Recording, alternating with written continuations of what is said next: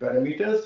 And the aim is to enhance productivity, diversification, sustainable agriculture practices, augment post-harvest storage, and also improve irrigation facilities and availability of long-term credit. And this will 100 districts with about 1.7 crore farmers will stand to benefit. The second sub-theme, next slide, is enhancing access to institutional credit through KCC. As we are aware that there are more than 7.7 crore active KCC farmers, which includes fishermen and dairy farmers. And the loan limit for modified interest subvention scheme, which was earlier rupees 3 lakh, is to be enhanced to 5 lakh rupees, which will particularly benefit farmers by practicing diversification like horticulture, animal husbandry, and fisheries, where the scale of finance is on the higher side. Then we have the sub-theme 3, next slide, which is building rural prosperity and resilience, where a comprehensive multi-sectoral rural prosperity and resilience program will be launched in partnership with the states. The program will focus on rural women, young farmers, rural youth, marginal and small farmers, and landless families.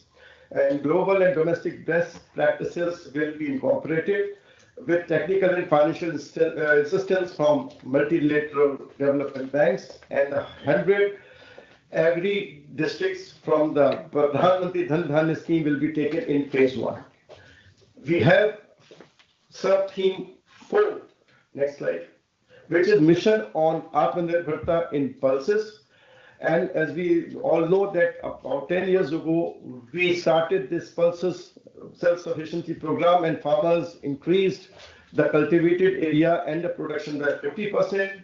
However, due to the increasing affordability and the consumption level, our 6-year mission on Atmanirbharta in pulses with special focus on Tur, Urad, and Masoor is being proposed. And one of the key features is that the central agencies will be ready to procure all these 3 pulses as much as being offered by the farmers for the next 4 years. Next, sub-theme 5 is comprehensive program for fruits and vegetables. And this program is to promote production and efficient supplies, processing, and remunerative prices for farmers, launched in partnership with the states. Appropriate institutional mechanisms for implementation and participation of farmer producer organizations and cooperatives will also be set up to get the desired results. The sub-theme 6 is National Mission on High Yielding Seeds. This mission of high yielding seeds will be launched, and it is aimed at strengthening the research ecosystem, targeted development propagation of seeds with high yields, pest resistance and climate resilience, and commercial availability of more than 100 seed varieties, which were launched by Honorable Prime Minister since July 2024. Then we come to the sub-theme 7, which is Mission for Cotton Productivity. This is for the benefit of lakhs of cotton growing farmers. This 5-year mission will facilitate significant improvements in productivity and sustainability of cotton farming and promote extra long stable cotton varieties. The best of science and technology support will be provided to the farmers, and aligned with our integrated 5F vision of textile sector, this will help in increasing incomes of farmers and ensure a steady supply of quality cotton for regenerating India's traditional textile sector. Then we come to sub-theme 8, which is India Post as a catalyst for rural economy. India Post will be transformed as a large public logistics organization. This will meet the rising needs of Vishwakarmas, new entrepreneurs, women self-help groups, and MSMEs, and also large business organizations. Then we come to sub-theme 9, which is framework for harnessing fisheries resources in EEZs and high seas. To unlock the untapped potential of the marine sector, the government will bring in an enabling framework for sustainable harnessing of fisheries from Indian exclusive economic zone and high seas, with a special focus on Andaman and Nicobar and Lakshadweep Islands. And last but not the least, the sub-theme 10 is support to NCDC, where the government is proposing to provide support to NCDC for its lending operations for the cooperative sector. So on these sub-themes, 10 sub-themes, we'll have breakout sessions after Honorable PM's speech, and then we will come out with, which will help the government formulating the strategies after discussion with the stakeholders. Now, without taking much of the time, I will now request one of the first eminent speakers, Professor Ramesh Chandra, member of Niti Aayog, to kindly give his thoughts and views about the overall sector and what is the way forward. Thank you very much. Sir, can you unmute, sir? Can you unmute, please, sir?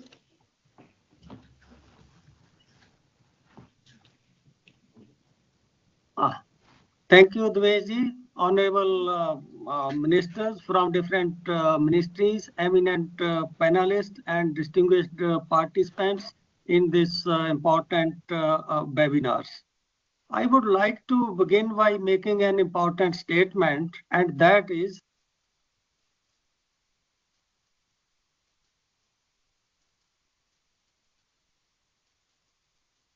sir, voice is not coming. Voice is just on just now, sir. Can you speak?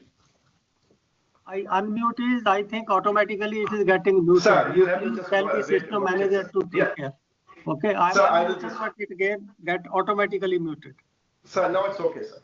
Now it's okay. Thank you. Thank you. So I was just saying that last 10 years have been very eventful year for Indian agriculture, and there are 3-4 reasons why I said that these have been very eventful years. The kind of achievements which have been made in last 10 years, the kind of changes which have occurred in case of agriculture sector, they have never happened in the history of Indian agriculture. So let me quickly give you some facts because of which I feel that these last 10 years from 14 to 24 have been eventful year for Indian agriculture. First, of course, is that growth rate of Indian agriculture at constant price, we have reached the target of 4%. Before that, कोई भी ऐसे 10 वर्ष नहीं थे जब हमें 4% का growth rate 10 वर्ष के लिए मिला. Secondly, the prices received by farmers have grown 30% more than the prices of non-agriculture commodities. That adds to income of the farmer, that between 11, 12 and 24, the real prices of agriculture produce have increased by 30%, which is a direct gain to the income of the farmer. If we combine these two, then you will find that again, first time in the history of Indian agriculture, the growth of farm sector has been as high as the growth of non-farm sector. This is also, I would say, a unique kind of achievements. It is important then go to the second step, that what is composition of growth? Is it that this growth is there everywhere, or it is restricted or confined to some segments? एक important message जो disaggregated analysis से आ रहा है वो ये है कि agriculture के there are 4 segments. One is the segment of field crops, cereal, oilseed, pulses, cotton, sugarcane, etc., for which we give MSP. Second is the horticulture segment, third is the livestock segment, and fourth is the fishery segment. पिछले 10 साल में lowest growth हमारा field crop में रहा है, which is only 1.5%. उसके बाद growth rate horticulture का है, which is 4%. फिर livestock का है जो 6 से 7% है, और fishery का है जो 9 से 10% का हमारा growth rate रहा है. तो इससे इन्फ्रेंस ये निकलता है कि जो हम डाइवर्सिफिकेशन की बहुत देर से बात कर रहे थे, उसके फ्रूट अब पिछले 10 साल में इतने ज्यादा आ गए कि डाइवर्सिफाइड सेगमेंट की ग्रोथ ने ही इंडिया की एग्रीकल्चर ग्रोथ को पिछले 10 साल में लीड किया. और मेरे पास एक इंटरेस्टिंग नंबर है आपसे शेयर करने के लिए. जो टोटल ग्रोथ एग्रीकल्चर की पिछले 10 वर्ष में हुई, केवल 15% जो हमारी फील्ड क्रॉप्स है उनकी वजह से है. 85% हॉर्टिकल्चर, लाइवस्टॉक और फॉरेस्ट्री की वजह से ये हमारा ग्रोथ आया है. तो इससे फिर एक और सेकंड मैसेज, अब मैं क्विकली मैसेज की ओर जा रहा हूं कि ये जो ग्रोथ रेट रहा डाइवर्सिफाइड एग्रीकल्चर का, हॉर्टिकल्चर से, लाइवस्टॉक से, फिशरी से, ये ग्रोथ रेट प्राइस ड्रिवन नहीं है, ये ग्रोथ रेट मार्केट ड्रिवन है. और ये growth rate translation of growth rate in demand है. उसमें डोमेस्टिक डिमांड भी है, उसमें ओवरसीज डिमांड भी है. तो इस डिमांड ने इस ग्रोथ को इस पीरियड में पिछले 10 वर्ष में इस ग्रोथ को ड्राइव किया है। यह भी एक बड़ा इंपॉर्टेंट मैसेज है कि ये जरूरी नहीं है कि हर चीज में हमें एमएसपी देने की जरूरत है तभी अच्छा ग्रोथ आएगा। पिछले 10 वर्ष ने ये दिखा दिया है कि यदि अच्छी मार्केट प्रोवाइड करें और डिमांड उसको सपोर्ट करती है तो बिना उसके भी एक कॉम्पिटिटिव मार्केट से मच बेटर ग्रोथ रेट आ सकता है। तो उस ओर भी ध्यान देने की एक आवश्यकता है। फिर आगे हमने स्टेट लेवल का एनालिसिस किया कि स्टेट लेवल का क्या एक्सपीरियंस रहा। इसमें दो तरह के पैटर्न आए। एक तो ओवरऑल पैटर्न ये है कि जिन स्टेट्स ने डिवर्सिफाई नहीं किया उनका मोस्टली ग्रोथ रेट 1% से नीचे गया। 3-4 पर तो स्टेट ऐसी हैं जिसका ग्रोथ रेट 0 है, लगभग 0। उसमें पंजाब है, हरियाणा है, केरला है, उत्तराखंड है। उनका 10 साल में कोई ग्रोथ ही नहीं है एग्रीकल्चर का। दूसरी ओर जिन स्टेट्स ने हॉर्टिकल्चर की और डिवर्सिफाई किया लाइफ स्पेशली क्रॉप सेक्टर में, जैसे आंध्र प्रदेश है, मध्य प्रदेश है, उनके ग्रोथ रेट, कर्नाटका है, उनका बहुत अच्छा ग्रोथ रेट रहा। वहां से भी यही मैसेज निकलता है कि ये जो है डिवर्सिफिकेशन ऑफ इंडिया की ग्रोथ को ड्राइव कर रही है। अब फील्ड क्रॉप क्योंकि एक ट्रेडिशनल फेस है वो एग्रीकल्चर का, उस पर थोड़ा ज्यादा बताना उचित होगा। फील्ड क्रॉप्स में केवल 3 स्टेट्स हैं जिन्होंने रिस्पेक्टेबल ग्रोथ हासिल किया है। वो है तेलंगाना, मध्य प्रदेश, तमिलनाडु और छत्तीसगढ़। और ये वो स्टेट्स हैं जहां इरिगेशन एक्सपैंड हो रहा है। इरिगेशन एक्सपैंड होने से एरिया अंडर राइस एक्सपैंड हो रहा है। अदर देन दैट यदि हम बाकी स्टेट्स को देखें तो वहां फील्ड क्रॉप का ग्रोथ रेट काफी जो है कम रहा है। तो इससे भी ये मैसेज आता है कि जहां इरिगेशन एक्सपैंड हो रहा है वहां एमएसपी अपना एक बहुत अच्छा रोल प्ले कर रही है। लेकिन जिन स्टेट्स में प्रोडक्टिविटी प्लेट्यू पे पहुंच गई वहां हम जो मर्जी एमएसपी दें वहां ग्रोथ रेट ऑलमोस्ट 0 है।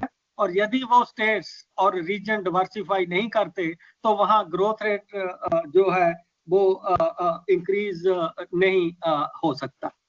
अगला मैसेज जो आया है वो ये है जिस पे ये धन धन्य स्कीम भी आधारित है कि हमारे देश में बहुत से ऐसे किसान हैं, एग्जैक्ट आंकड़ा 45-46% का है, जो ना तो हॉर्टिकल्चर करते हैं ना लाइव स्टॉक ग्रो करते हैं।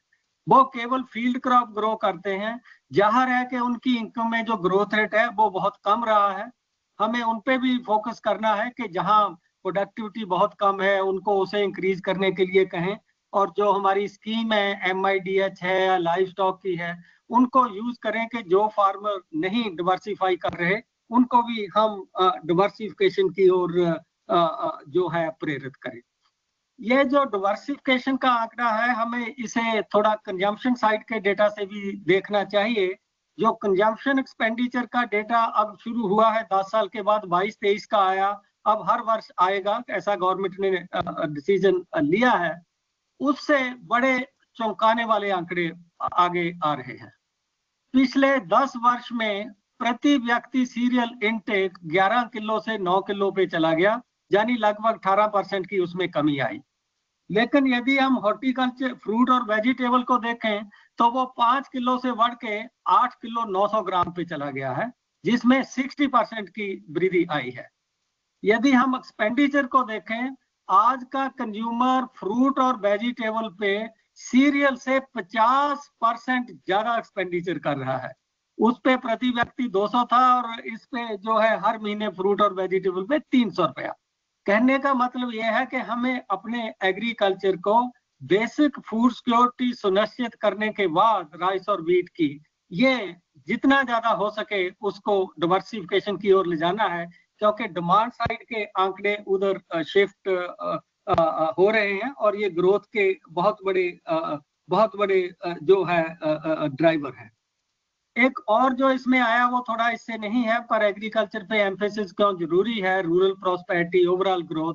यदि इंडिया को विकसित भारत का गोल हासिल करना है तो एग्रीकल्चर का ग्रोथ रेट हमें 4% से 5% पर लेकर जाना है, तब संभावनाएं हमें विकसित भारत का 7.5-8% का गोल हासिल करने की बहुत जो है अच्छी संभावनाएं बन जाती हैं।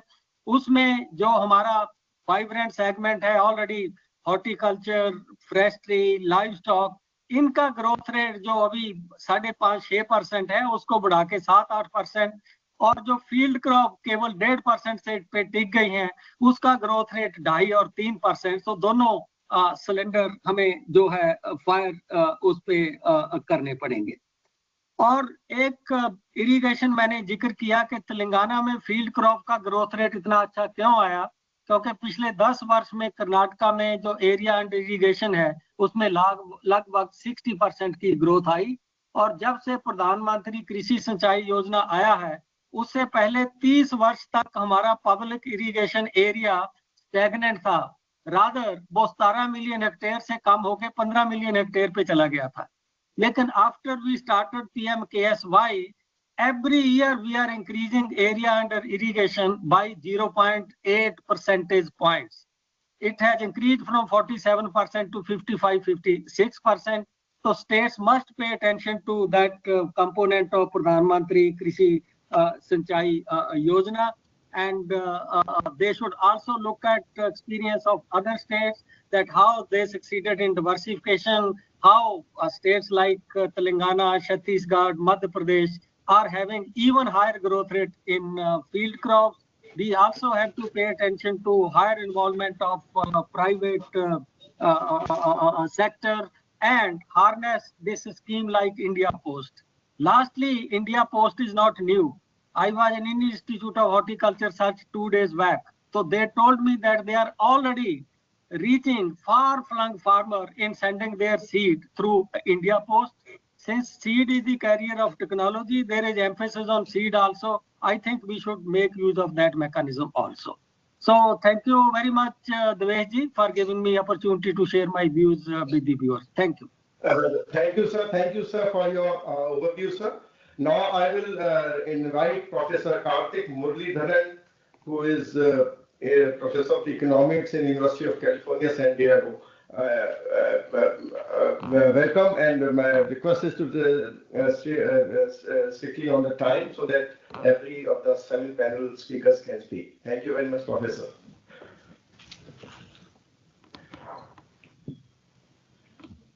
So you can unmute to start, sir. I've just shared my slides. Are you able to see the slides? Yeah, we can see. Yes. So just keep track of the time. Thank you, sir.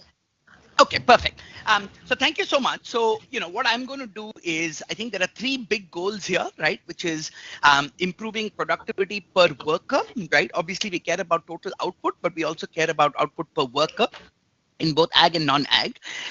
The importance of protecting the vulnerable and support their ability to bounce back from vulnerabilities, and investing in the future. So I'm going to present just key ideas from recent research in each of these areas, and then happy to discuss the specific implications later.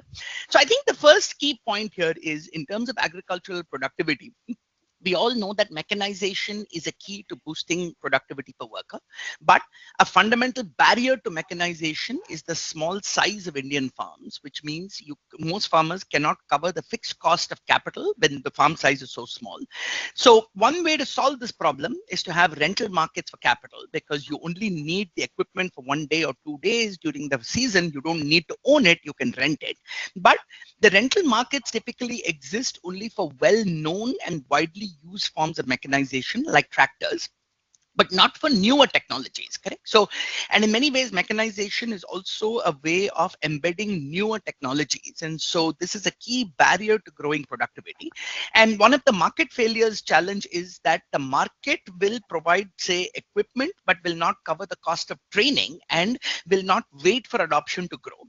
Agricultural extension officers can provide training, but they have no capital to provide. So one promising idea here is to be able to converge the capital and the training using Panchayati Raj institutes and the agriculture extension officers to create rental markets for agricultural equipment. And this is exactly kind of the study that was done by, my PhD student that just finished, and it done in close collaboration with the agriculture department of the government of Telangana. And what that study does is it uses this approach to test the impact of adopting drum seeders, which is a way to avoid the cost of manual transplanting. So this is directly seeded rice.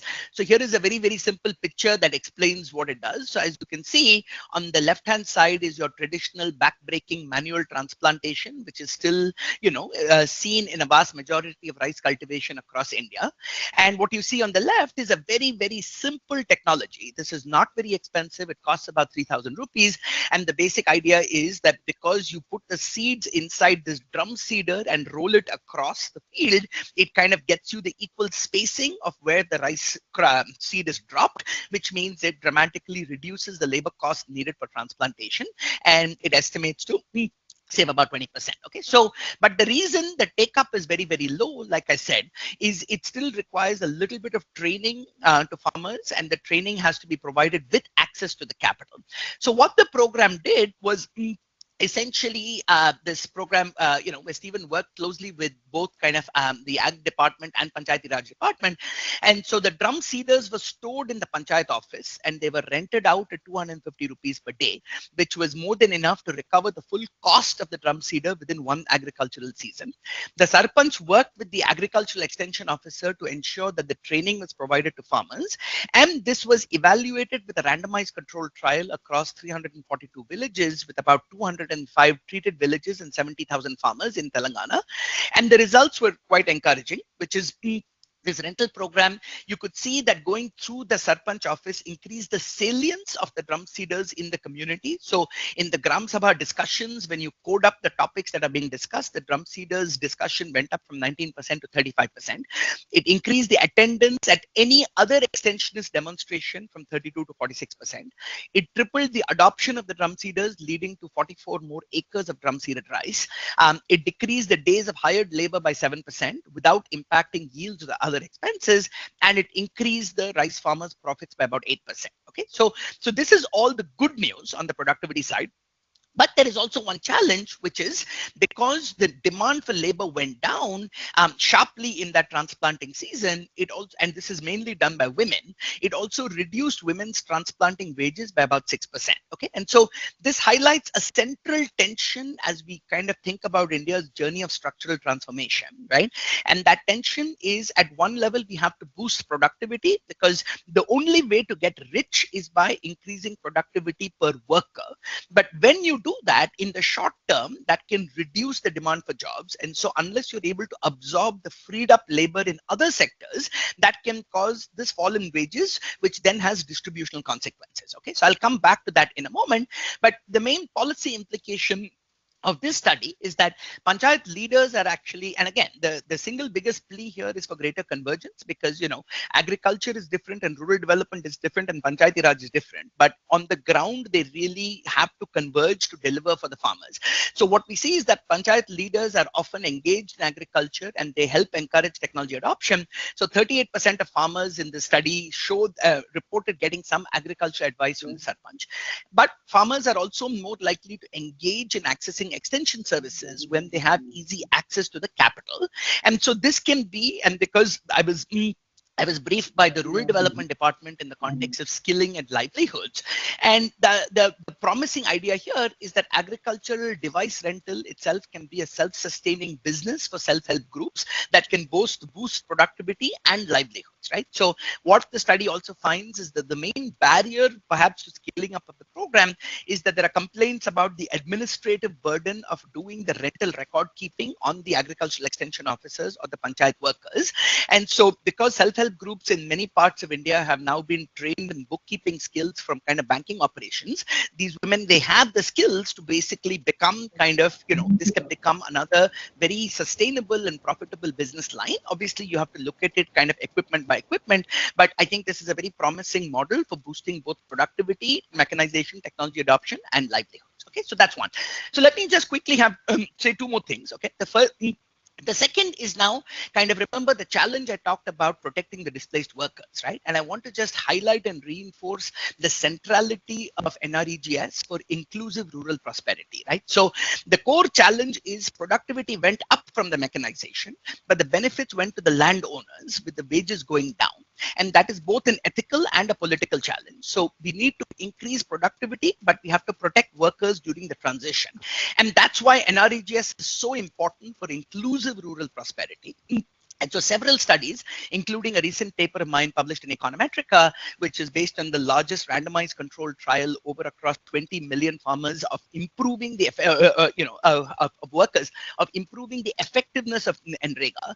And what we find is that a well-implemented NREGS with timely and reliable payments is good for both equity and efficiency, right? So it's good for equity, this everybody knows, because it targets the most vulnerable through the work requirements. But the subtle point here, and this is one of the most important points to realize from all of this research, is that it benefits not only those who are working on NREGS, right? Like we have very robust evidence that it boosts the rural market wages for all workers, okay? And so given one of our major challenges in some ways is a bit of stagnation in rural wages, in real rural wages over time, this becomes incredibly important as a way of protecting the vulnerable and kind of boosting wages for all workers and not just to work on NREGS, okay? But it is critical for the implementation to be credible, because unless the wages are paid on time, you don't get these effects. Now, I think the most interesting results for us, which frankly was mind-blowing even to me, and it actually kind of made me question some of my own prior assumptions, is that what we found in this paper was, which actually we were really struggling to make sense of, is that we found that improving NREGS implementation increased not only the wages, which is kind of expected, but also the employment, right? Because normally we think that when wages go up, employment will go down. So how could it be that both wages and employment went up, okay? And we find that there is very strong evidence of kind of local demand multipliers from boosting the incomes of the poor. So, and there are two channels here. One is what economists call monopsony and concentration among landowners. And so when you're able to countervail the power of landowners by improving the bargaining power of workers, that leads to this countervailing force that improves agricultural employment. But more importantly, is we have very strong evidence of local demand multipliers from boosting incomes of the poor. So in the economic census, what we saw is the significant increase from boosting NREGA implementation, we saw a significant increase in non-agricultural establishments and non-agricultural employment. And this is also now consistent with another really, really influential study done in Kenya about these fiscal multipliers of kind of putting money in the hands of the poor. So the most important result I want you to know from here is that only 15% of the income gains to the poor came from NREGS itself. The rest came from higher market earnings. Okay, so, and this is why this book that I've just recently finished highlights this close link between social protection and jobs and productivity, because a well-designed social protection program is not charity, but it can actually contribute to growth itself. Okay, so my last slide is then we want to also invest in the future, right? And not just think about the current productivity. And one of the greatest challenges to India's kind of long-term inclusive prosperity is weak human development, whether it's malnutrition or whether it's learning outcomes. Okay, so we all know the problem. The problem is that we need evidence-based ideas that are both effective and cost-effective, given the fiscal constraints that we're operating under. And the good news is that we have one such very highly promising idea. And this is again the result of a large-scale randomized controlled trial that I did with co-authors, this time in partnership with the government of Tamil Nadu. And these are all JPAL partnerships, right? Who are on the call. And so here we evaluated the impact of several approaches to improving early childhood development in the ICDS. We kind of, we put an extra worker, we provided kind of a glass of milk in the morning, we increased the wages of the existing worker. And what we found was that by far the most effective idea was to hire an extra worker on a half-day shift, just 4 hours a day, focused on preschool education. And what we found is that because this poor Anganwadi worker, she's been described as like the Ma Durga of our early childhood system, because she's juggling so many roles between preschool education, maternal counseling and visitation, nutrition education, record keeping, maintaining various inventories. So what we found is that putting that extra half-time staff member led to a doubling of instructional time, a substantial increase in learning outcomes, and one of the most kind of meaningful reduction in stunting and malnutrition that I have seen in this space. And so based on the global estimates of the long-term returns to improving early childhood kind of development, we estimate that the present discounted return on investment of doing this is about 1,200 to 2,000%, which is 12 to 20 times the cost, right? So the evidence is there. It is very robust and published again in one of the top journals in economics. So the question now is, how can we take this and scale? Now, the study is highly suggestive, but I would not recommend that we scale nationwide overnight because Tamil Nadu has a relatively well-functioning ICDS system. So we need a lot more pilots and evaluations across India. So one obvious approach to scaling is via WCD, and we are already in those conversations. But because my brief here was to think about SHGs and think about how they can contribute, it felt like another very obvious channel here is for the SHGs like a mean to kind of become a pathway for scaling, because it wouldn't be difficult to identify kind of a 12th pass young girl like Ameen who's in the SHG and upskill them like Ameen to become part of the service provider. And then you can also get greater convergence, and the budget needed to do this through kind of the SHGs might be even lower than what is needed if you formally hire an extra Anganwadi worker. And so to be honest, part of the challenge and concern the government officials have when I present the results is the Tamil Nadu results were based on kind of hiring on a 2-year contract for about 4 hours. But if you were to hire a full-time worker for 30 years, then they worry about whether you will get the same gains. So when you go through SHGs, you may have the ability to augment the staffing, converge with PRIs, and also have more accountability. Okay, so let me stop there and look forward to discussing further. Thank you. Thank you very much, Professor Muralidharan, for your insightful intervention. Now I'll welcome Shri Balram Yadav, CEO of Godrej Agrovet Limited. May I restrict your 7 to 8 minutes, please.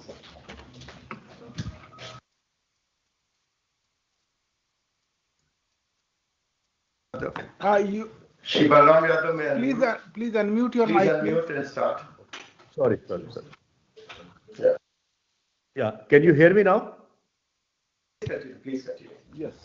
मेरा नाम बलराम सिंह यादव है, मैं गोदरेज एग्रोवेट का MD हूँ.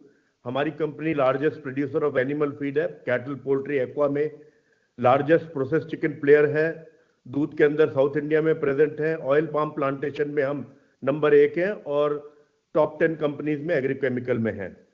जैसा हम सुन चुके हैं कि लाइव स्टॉक सेक्टर का बड़ा फास्ट ग्रोथ है. I want to give you a relative idea of how we have grown from 2000 to 2023. Population has grown by 51%, food grain by 67%, fruits and vegetables by 134%, milk by 185%, eggs by 272%, chicken more than 1000%. 2000 to 2024, we are 10x of chicken production in this country. इन सब चीज़ों में बहुत sharpness आई है. हमारी एक बहुत लंबी demand थी कि एक सेपरेट मिनिस्ट्री, और जब से सेपरेट मिनिस्ट्री बनी है तो इस सेक्टर में बहुत अच्छा फोकस आया है. तो we all know the benefits of this sector in poverty alleviation, cash flow generation for the farmers, employment generation, providing nutritional security. हम इस सेक्टर के बारे में बहुत ऑप्टिमिस्टिक है. फ्यूचर के बारे में जिस तरह के स्टेप गवर्नमेंट और प्राइवेट सेक्टर ले रहा है, मुझे कोई डाउट नहीं है कि अगले 10 साल में 300 million tonne milk production cross होगा, जो अभी 239 मिलियन टन है. पोल्ट्री इंडस्ट्री जो है डबल हो जाएगी. फिशरीज का प्रोडक्शन लगभग 250 लाख टन होगा, जो अभी 184 लाख टन है. और हम 60,000 से 1,25,000 करोड़ के एक्सपोर्ट पे जरूर पहुंचेंगे. और मुझे जिस तरह से हमारा ग्रोथ रेट है, मुझे लगता है कि अगले 7 से 8 साल में या within this decade agri GDP के, हमारा जो एनिमल हस्बेंड्री का जीडीपी है, लगभग एग्री जीडीपी के 50% का हिस्सा होगा हमारा.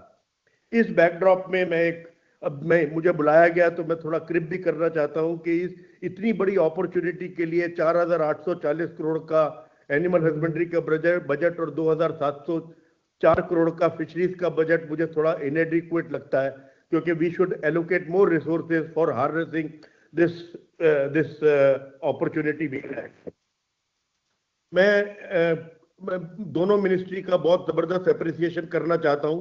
मुझे ये अपॉर्चुनिटी मिल रही है क्योंकि कुछ ऐसे इनिशिएटिव हैं जैसे animal husbandry infrastructure fund, agricultural infrastructure fund, fisheries infrastructure fund, जिसका हम प्रभाव जो है अपने सेक्टर में बहुत देख रहे हैं। हमने, हमारे पार्टनर्स ने, हमारे फार्मर्स ने इन सब फंड्स का यूटिलाइजेशन किया, और मैं कहना चाहता हूं और मैं कांग्रेचुलेट करना चाहता हूं, थैंक यू करना चाहता हूं पॉलिसी मेकर को, कि इस फंड को एक्सेस करने में बहुत ईज है। सब कुछ ऑनलाइन होता है, इंटरेस्ट सबवेंशन स्कीम है, ये कोई सब्सिडी स्कीम नहीं है, तो इससे बहुत फायदा हो रहा है।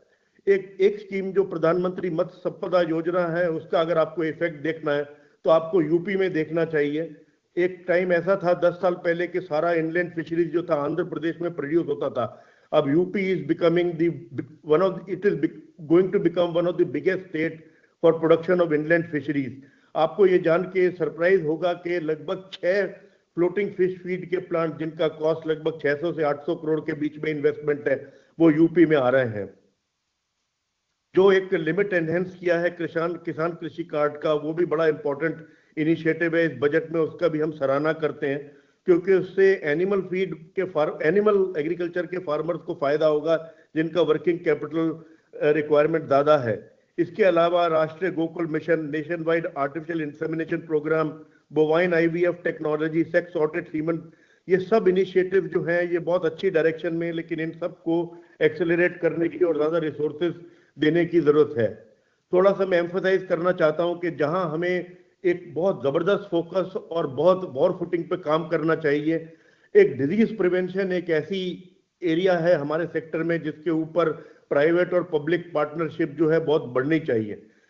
डिजीज प्रिवेंशन ब्रोवाइन के अंदर भारत सरकार का बड़ा जबरदस्त काम है। लंपी स्किन डिजीज एक एग्जाम्पल है कि उसको हमने विद इन 1 ईयर एलिमिनेट कर दिया। एफएमडी वैक्सीनेशन बहुत अच्छा हो रहा है, लेकिन पोल्ट्री के अंदर जो हैवक बर्ड फ्लू की वजह से आता है, जिससे 15 से 20 हजार करोड़ का नुकसान होता है इंडस्ट्री को because of morbidity, mortality, as well as market prices going down because of I would say consumers going away at the time of bird flu. इस एलपीआई एचपीआई को करने के लिए वैक्सीनेशन प्रोग्राम की जरूरत है। I am thankful to the government for allowing LPI vaccine to be produced in this country, but it is a very small step towards making India free from bird flu, तो इसके ऊपर ध्यान देना चाहिए। दूसरी चीज मैं बात करना चाहता हूं इन विट्रो फर्टिलाइजेशन की, एम्ब्रियो ट्रांसफर टेक्नोलॉजी की। ये एक नई पद्धति है, नई टेक्निक है, जिससे बहुत बड़ा फायदा होने वाला है।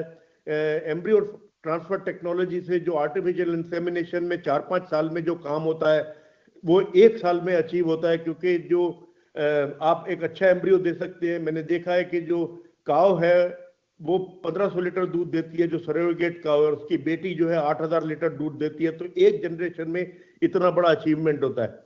ये साइंस भी है और ये स्किल भी है। इसके लिए भारत सरकार को काफी ज्यादा फंड देना चाहिए और इसके लिए वॉर फुटिंग पे काम होना चाहिए। प्राइवेट सेक्टर को इसके अंदर लेना चाहिए, क्योंकि हम जैसी कंपनियां भी ये सब काम कर रही हैं, लेकिन इतने बड़े स्केल पे कर नहीं सकते। आपने देखा होगा कि बहुत सारे एनिमल आजकल फार्मर छोड़ देते हैं क्योंकि वो अफोर्ड नहीं कर सकते। उसमें ये भी कमी होगी क्योंकि we need less number of animals to produce more and more milk. उसके अलावा एम्ब्रियो ट्रांसफर टेक्नोलॉजी से 99% चांस है कि मेल प्रोड्यूस नहीं होगा, जिसकी अभी हम आवश्यकता नहीं है। इंडिया के पास लगभग जीसीसी कंट्री में $6 बिलियन चिकन इंपोर्ट की अपॉर्चुनिटी है। जिस तरह का जबरदस्त काम एमपीडा ने किया है एक्वा एक्सपोर्ट के अंदर, एक ऐसा ऑर्गेनाइजेशन पोल्ट्री के लिए भी होना चाहिए जिससे हमें पोल्ट्री एक्सपोर्ट के अंदर बेनिफिट हो। उसमें 2-3 चीजें करनी जरूरी हैं। एक तो जोनिंग जरूरी है, क्योंकि हम हमेशा बर्ड फ्लू स्टेटस रहते हैं तो हम अपने गेम एक्सपोर्ट के गेम से बाहर ही हो जाते हैं। अगर जोनिंग होगी तो जो जोन बर्ड फ्लू अफेक्टेड नहीं है वहां से एक्सपोर्ट पॉसिबल होगा। उसके अलावा कॉस्ट ऑफ प्रोडक्शन कम करने के लिए फीड कॉस्ट के ऊपर हमें ध्यान देना पड़ेगा। एथेनॉल की वजह से जो मेज का प्राइस है वो बिल्कुल आसमान से छू रहा है, जिसकी वजह से हमें बहुत तकलीफ हो रही है। फिशरीज और श्रिम्प के अंदर मैं कहना चाहता हूं कि सबसे बड़ा हमारा प्रॉब्लम है ब्रूट स्टॉक का। बजट के अंदर प्रोविजन किया है, बात की गई है nucleus breeding centre for shrimp की, लेकिन इसके अंदर हमें एक्सेलरेशन लाना चाहिए। ये कैपिटल इंसेंटिव एरियाज हैं, इसके अंदर कोई सपोर्ट सरकार का होगा तो हम इसमें जल्दी से आत्मनिर्भर बनेंगे। एक एग्जांपल देना चाहता हूं कि रूपचंद करके एक फिश है जो आज कल बहुत पॉपुलर हो रही है इंडिया में, लेकिन उसका सारा ब्रूट स्टॉक जो है बांग्लादेश से आता है और आज की स्थिति में वो सब आने में बहुत तकलीफ हो रही है। मैं ये कहना चाहता हूं कि जिस तरह से इंफ्रास्ट्रक्चर डेवलपमेंट फंड सिर्फ प्रोडक्शन की तरफ फोकस थे, लेकिन हमें फ्यूचर में इंफ्रास्ट्रक्चर डेवलपमेंट फंड्स को मार्केट एक्सेस और वैल्यू एडिशन पे भी फोकस करना चाहिए। जैसा रमेश चंद साहब ने कहा कि जो value realisation also has to go up for the farmer to make more money. Marine fisheries के ऊपर जो बजट के अंदर बात हुई है वो बहुत अच्छी बात हुई है। एक्सक्लूसिव इकोनॉमिक जोन जो है वो एक बड़ा सोर्स हो सकता है हमारे लिए, मरीन इनलैंड कंजम्पशन के लिए भी और एक्सपोर्ट के लिए भी। हमारा कोस्ट लाइन 8,118 किलोमीटर है, लगभग 2.02 मिलियन स्क्वायर किलोमीटर हमारे पास एरिया है जिसमें हम मरीन कैप्चर कर सकते हैं।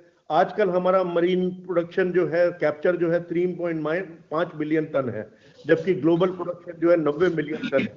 तो ये एक बहुत बड़ी अपॉर्चुनिटी है, लेकिन मैं कहना चाहता हूँ ये कैपिटल इंटेंसिव है, इसके अंदर भी कोई सब्सिडी स्कीम होगी फार्मर्स के लिए या सपोर्ट स्कीम होगी, इंटरेस्ट सब्वेंशन स्कीम होगी, उसका फायदा होने वाला है।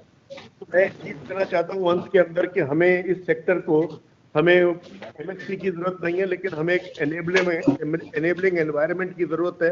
और हम श्योरली जो है जो ग्रोथ रेट हम पास्ट में ला रहे हैं 6 से 7% लाइफ स्टॉक में, 8 से 9% फिशरीज में, उसको अगले 5 साल में हम एक्सीड कर देंगे। बहुत बहुत धन्यवाद। धन्यवाद बलराम यादव जी। अब मैं श्री सतीश के मराठे जी को इन्वाइट करता हूँ कि वो 7 से 8 मिनट में अपना बात रखना चाहें। नमस्कार, मैं सतीश मराठे बोल रहा हूँ। सुनाई दे रहा है? हाँ बोलिए सर। सुनाई दे रहा है ना? हेलो जी जी जी हाँ जी, नमस्कार, मैं सतीश मराठे बोल रहा हूँ। सहकार भारती जो देश की कोऑपरेटिव सेक्टर में काम करने वाली सबसे बड़ी ऑर्गेनाइजेशन है, उसका मैं प्रतिनिधित्व करता हूँ और रिजर्व बैंक के सेंट्रल बोर्ड का भी डायरेक्टर हूँ। एक तो मैं केंद्र सरकार को पहले अभिनंदन करना चाहता हूँ कि पिछले 10 वर्षों में हमारे रूरल सेक्टर के ग्रोथ के लिए वहाँ की इनकम लेवल्स बढ़ने के दृष्टि से और इनकम अर्निंग अपॉर्चुनिटीज की संख्या बढ़ने के दृष्टि से बहुत बड़ा प्रयास हो रहा है और उसके नतीजे हम सब लोगों को दिख रहे हैं। रूरल डिमांड जो है वो सब सेक्टर्स में बहुत अच्छी तरीके से बढ़ रही है और ये हम रिटेल स्पेंडिंग के माध्यम से भी हम देखते हैं। विशेष करके मैं 3 विषयों पर आपके सामने विषय रखना चाहता हूं। हमारी कोऑपरेटिव क्रेडिट डिलीवरी सिस्टम में प्राइमरी एग्रीकल्चरल कोऑपरेटिव सोसाइटीज ये महत्वपूर्ण उसका घटक है और समय समय पर स्टेट और डिस्ट्रिक्ट सेंट्रल कोऑपरेटिव बैंक को स्ट्रेंथन करने के लिए प्रयास किए गए, किंतु पिछले 2-3 वर्षों में विशेष करके हमारी पैक्स को मजबूत करने के दृष्टि से जो प्रयास हो रहे हैं वो बहुत ही अभिनंदनीय है। पैक्स को मल्टीपर्पज करके उनकी इनकम लेवल्स बढ़ाने से ये संस्थाएं डेफिनेटली वायबल बनेगी और जो हमने अध्ययन किया है उसमें अध्ययन से ध्यान में आता है delivery of credit in rural areas through cooperatives is the cheapest. ये विषय अपने देश के सामने, हमारे एकेडमिशियंस के सामने आया नहीं है, ना बैंकर्स ने केवल इंटरेस्ट बढ़ाने कम करने के दृष्टि से 3 टायर स्ट्रक्चर न रखते हुए 2 टायर रखे, इस प्रकार की चर्चा होती है। बट 3 टायर की स्ट्रक्चर की आवश्यकता अपने जैसे बड़े देश में बहुत आवश्यक है, क्योंकि cost of delivery of credit is the lowest through cooperatives. इस दृष्टि से जो केंद्र सरकार पहल कर रही है उसके लिए भी मैं विशेष अभिनंदन करता हूं। उसी प्रकार डेयरी सेक्टर में जो प्राइमरी मिल्क कलेक्टिंग सेंटर्स हैं, से सोसाइटीज हैं, उनको भी मल्टीपर्पज करने के दृष्टि से जो प्रयास हो रहे हैं उस काम को गति आने की आवश्यकता है। वो भी अपने देश में ग्रामीण इलाकों में बहुत बड़ा परिवर्तन करेगी, क्योंकि आज के दिन में लगभग 1,20,000 primary milk collection societies active हैं, प्रॉफिटेबल हैं, किंतु ये जो सोसाइटीज हैं ये केवल वेस्टर्न इंडिया में है। Central India, east India, north और नॉर्थ ईस्ट में इस प्रकार की सोसाइटीज की संख्या बहुत कम है। और जो अपना पहले 10 वर्ष का ऑपरेशन मिल्क फ्लड का प्लान बना था, उस समय विचार हुआ था कि कम से कम 3 लाख सोसाइटीज हम रजिस्टर करें। अनफॉर्चुनेटली हम केवल 1,90,000 तक रजिस्टर कर पाए, जिसमें से आज 70,000 सोसाइटीज डिफंक्ट हैं, उसको रीएक्टिवेट भी करने की जरूरत है। क्योंकि डेयरी सेक्टर से किसानों का जो आमदनी बढ़ती है वो बहुत बड़ी सब्सटैंशियल होती है। दूसरा विषय किसानों के दृष्टि से मैं कहना चाहूंगा कि जो नॉन लैंड होल्डर्स किसान हैं, उनके तरफ किसान क्रेडिट कार्ड की व्यवस्था बढ़ाने की बहुत बड़ी आवश्यकता है। जिस प्रकार का एक प्रयास माइक्रो फाइनेंस इंस्टीट्यूशंस कर रहे हैं कि ऐसे किसानों को जॉइंट लायबिलिटी ग्रुप्स में ऑर्गेनाइज करे और ऐसे किसानों को फिर किसान क्रेडिट कार्ड दे, तो उसका बहुत बड़ा लाभ होगा। आज जो प्रत्यक्ष खेती नहीं करते, ऐसे लोगों को किसान क्रेडिट कार्ड मिला हुआ है, उसकी संख्या भी ऑटोमेटिकली उससे कम होगी। और जो ठीक से क्रेडिट की आवश्यकता है, जो प्रत्यक्ष खेती करते हैं उनके तरफ जाने की, इसकी एक बहुत बड़ी मैं मानता हूं उपलब्धि होगी। उनको एक सहायता भी ऐसे किसानों की होगी। तीसरा विषय मैं कहना चाहता हूं फिशरीज के कॉन्टेक्स्ट में, किसान क्रेडिट कार्ड का जो फिशरीज के लिए दायरा बनाया गया है उसको एक्सपांड करने की आवश्यकता है। बहुत कम आइटम्स उसके अंदर आज कवर हो रहे हैं, उसके अंदर उस दृष्टि से ये बढ़ाने का दायरा बहुत आवश्यकता है। आज के दिन में फिशरमैन के पास यदि नेट न हो, वो बह गया हो, वो बेचारा इनऑपरेटिव बन जाता है।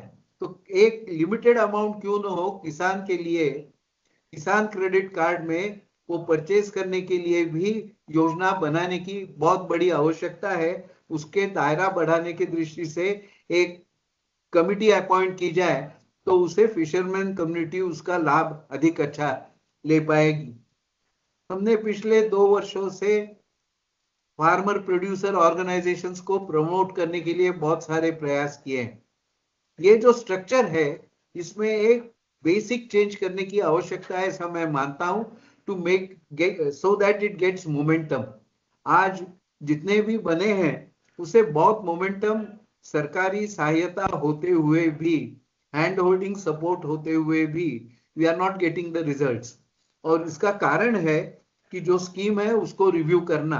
और दूसरी आवश्यकता आज के दिन में है, जो फूड प्रोसेसिंग के तरफ हमने जो विशेष ध्यान दिया है, उस ध्यान को अधिक करते समय क्या ये एफपीओ की एक्टिविटी 2 टायर स्ट्रक्चर में हम निर्माण करें।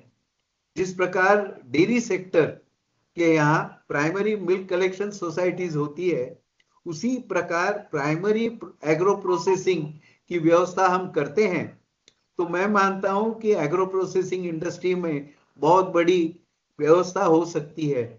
District central cooperative banks, state cooperative banks, NABARD, urban cooperative banks और बहुत सारी जो क्रेडिट सोसाइटी शहरी और semi urban, semi rural sector और रूरल सेक्टर में काम करती हैं, उनको आज के दिन में नए प्रोडक्ट्स बनाने की बहुत बड़ी आवश्यकता है। मैं एनसीडीसी से कुछ वर्षों तक डायरेक्टर के रूप में जुड़ा था और मेरा ध्यान में ऐसा आता है कि NCDC being one of the best mediums for transferring credit line to cooperative sector, उसके रिसोर्सेस बहुत बढ़ाने की आवश्यकता है। और आज के दिन में केंद्र सरकार की विशेष कंसंट्रेशन फोकस ग्रोथ एरिया है, डेयरी है, फिशरीज है, बैंक्स हैं। तो इन 3 सेक्टर्स के लिए डेडिकेटेड फंड के रूप में उनके पास फंड्स की निर्माण करने की आवश्यकता है। आज मार्केट बोरोइंग करके वो ज्यादा करके कोऑपरेटिव्स को लेंड करते हैं, उसके कारण उनके रेट ऑफ इंटरेस्ट ज्यादा है, वो कॉम्पिटिटिव बनाने की आवश्यकता है। इस दृष्टि से लाइंस ऑफ क्रेडिट एनसीडीसी को बढ़े और वो 3 एरियाज में फोकस अटेंशन दे। ऐसे करने से ग्रामीण इलाकों में कृषि क्षेत्र में हम बहुत बड़ा कंट्रीब्यूशन कर पाएंगे। ऐसा एक रफ अनुमान है कि हर साल लगभग 2.5 लाख करोड़ रुपया कोऑपरेटिव सेक्टर के माध्यम से ग्रामीण इलाकों में डिसबर्स होता है। यदि ये संख्या हमारी पैक्स की, डेयरी की, फिशरीज की यदि बढ़ती है तो मैं मानता हूं आने वाले 2-3 साल में ये अमाउंट 5 से 7 लाख करोड़ तक ग्रामीण इलाकों में बढ़ सकती है और उसका बहुत बड़ा इम्पैक्ट, पॉजिटिव इम्पैक्ट हमारे जीडीपी ग्रोथ के ऊपर हो सकता है। इस दृष्टि से भी आने वाले दिनों में हम विशेष ध्यान देकर काम करें, ऐसा मैं आह्वान करते हुए मेरा निवेदन पूर्ण करता हूं। धन्यवाद, नमस्कार।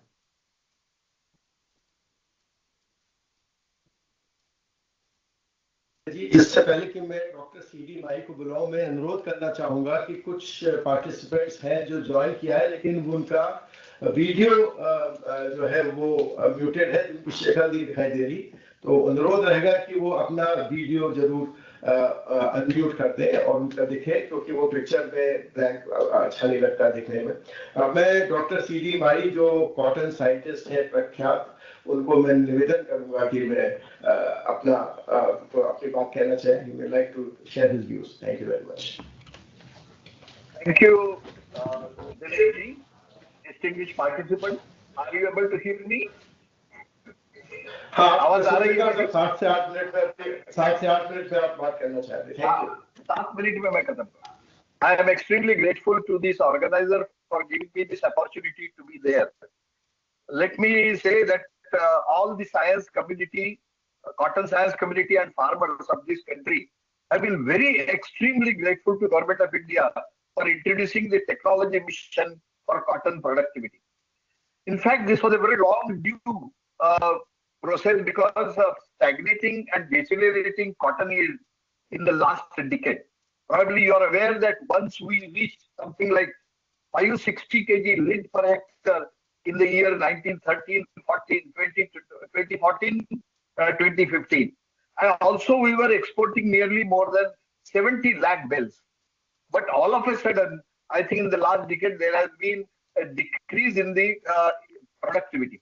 And productivity decrease has a direct influence in terms of the farmers' profitability and also availability of the raw material for the industry. That's why I think the mission, which is projected to be on cotton productivity, has a very great significance. I think there are obvious reasons. We have all analyzed scientifically what are those reasons where we have failed to really achieve. The main thing is that basically there has been development of resistance to BT cotton to pink bollworm. The pink bollworm has become a very damaging pest after Helicoverpa in this country. There is also that climate-induced lot of changes in the actually pest and disease scenario, particularly in the north. We have cotton leaf curl problem, whitefly transmitted. There is whiteflies, jassids, boll rot. All these problems are basically coming, and that's why you see that the area in the north has been sometimes certainly reduced.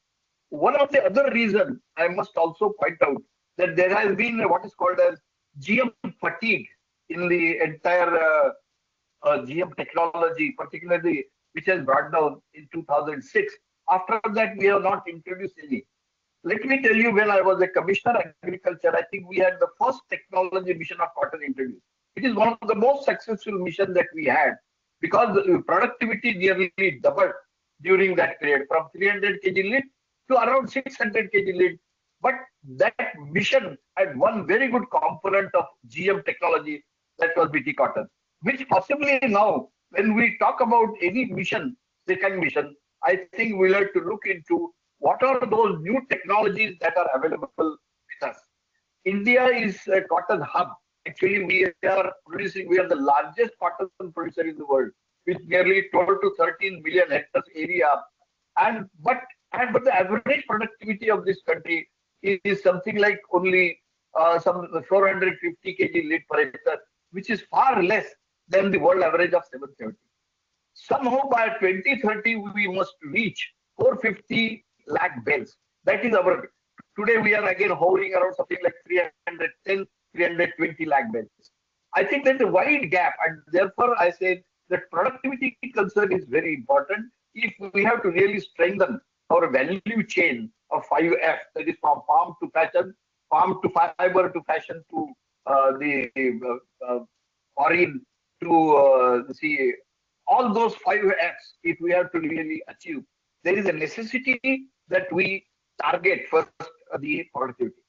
Now we are bringing transformative seed out of agronomic change. That is one new technology which we have tried for the last 4 or 5 years with our scientific community in India throughout the country, and which appears to be very good. I mean, you all know 65% area in the country is rainfed, and the productivity of rainfed is already hampered because of fluctuating rains and the indexes or drought. Now this HDPS technology has been very successful where the cotton is grown on light to medium shallow soil. And our experience shows very clearly that if we try this technology, I think we can really achieve very good yields. And we can boost up our yield. But there are also questions. Can we have research and development support to this technology? Number one, can we see support HDPs or high density technology by using something like development of new breeding line, new breeding technology, so that we have short statured hybrids available in the country? I think that is one very important factor, and therefore I would request all the researchers to really change their breeding methodologies and concentrate only on these things, where we have nearly 45% area we can cover with HDPS in this field. So that is one. In the developmental aspect, what we find, what our problems when we have gone to the field is, weed management is a very serious issue. Probably you all know that today the farmers are worried because of the non-availability of labor or labor cost. Nearly 40% of the cotton cultivation cost is on labor. Can we therefore have some technology where if we have to introduce HDPS, I think weeding would be a more challenging situation for all of us. And therefore, the already known technology, what we call it as BG2 RRF, can then be introduced along with HDPS. I think that will boost our productivity substantially. Similarly, I find that we have missed management in cotton, particularly if we can bring large area drip cotton, drip irrigation. The cotton productivity is nearly doubled.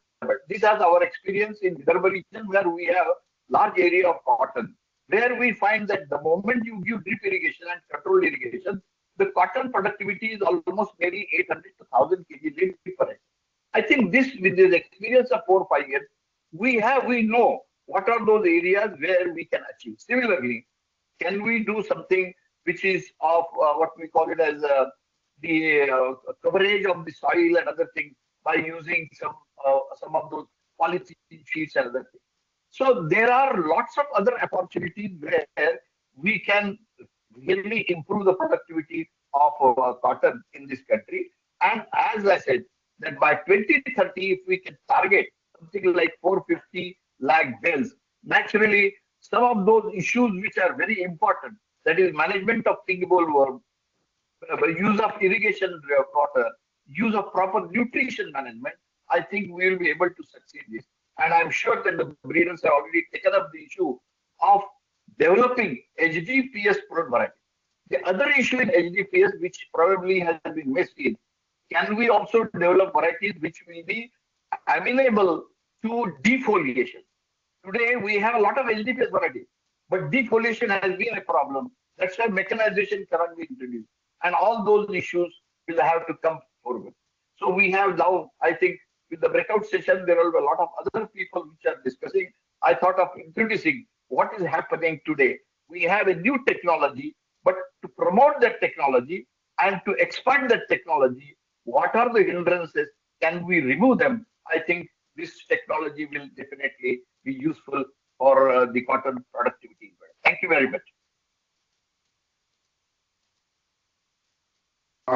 Thank you, Dr. Pai. Now I will request Dr. Anjali Kochar, who was former Director India Program at King Center of Global Development at Stanford University, to give her views about this sector in 8 to 10 minutes. Thank you very much. At the onset, let me congratulate the government on the 2025-26 budget and thank the ministry for giving me this opportunity to participate in these deliberations. I will make just a few points since time is short, and these points relate to the sub-theme of rural prosperity and resilience. My comments are broad in that I build on the concept note prepared for these deliberations. That note identifies key achievements of the past decade as well as the challenges ahead.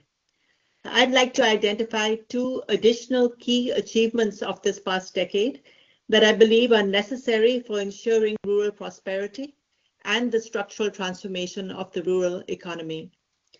The first is an economic factor, the growth of local markets. A recent survey conducted by researchers from CIE and Wiki Livelihoods for an evaluation of NRLM reveals their importance.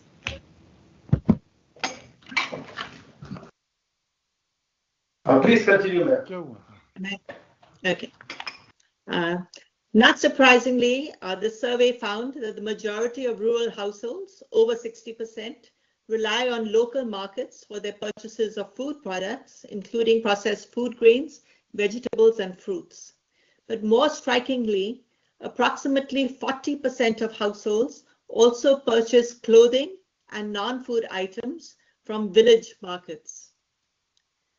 While the concept note and budget rightly stress the importance of accessing more remunerative urban and global markets for agricultural products, the development of rural enterprises is most affected by the size or market potential of the local market. Income growth increases the demand for non-agricultural goods and services. Whether this increased demand is sufficient to foster the marketization of goods and services that were previously produced within the home depends on the size of the market. This in turn reflects levels of per capita income, but it also reflects average village population size and the number of villages that combine to form a local market. It is local market size that enables the growth of rural enterprises such as tailoring shops, beauty parlors, restaurants, local tutors, taxi drivers, and the growth of a local construction sector that meets the demand for home improvements and construction. Perhaps most importantly, it is the growth of local markets that enables significant improvements in female labor force participation rates. An immediate takeaway of what I've just said is that government investments in rural connectivity and infrastructure are critical, not just because they lower the costs of accessing urban markets, but because they connect adjoining villages, increasing the size of local markets. Investments in other social goods and welfare programs, including NREGA, Prime Minister's Awas Yojana, and programs for sanitation and water supply have the same effect. They enable the growth of local markets, and this magnifies their direct returns. But these social investments also amplify the returns to investments in credit, agricultural productivity, and other livelihood initiatives. This is a point that Karthik Muralidharan had earlier made. I will elaborate on it later and explain exactly why this effect exists. Our evaluation of NRLM supports this hypothesis of the spillover effects from social investments, revealing that the impact of livelihood-enhancing initiatives on household income and consumption increases with the size or the purchasing power of the local market. We measured local market power by the quality of local housing, thereby tying the performance of livelihood initiatives to government support for social programs. Taken together, our research supports the whole of government approach of this year's budget and its emphasis on a coordinated push. It is important to recognize, however, that this coordination may not happen organically. It needs to be institutionalized. As an example, the convergence of NRLM with welfare programs was institutionalized in some states but not others, and was done so through policies which closely aligned cluster-level federations with gram panchayats. It is in these states where the process was institutionalized that convergence policies have had their greatest impact. The second major achievement of this last decade that I wish to emphasize is a social factor, the development of an expansive social network that links rural households within a village and across villages. This social network is a consequence of NRLM's investment in a federation of community institutions that connects small, socially homogeneous self-help groups to form an expansive, heterogeneous network which includes village organizations and cluster-level federations.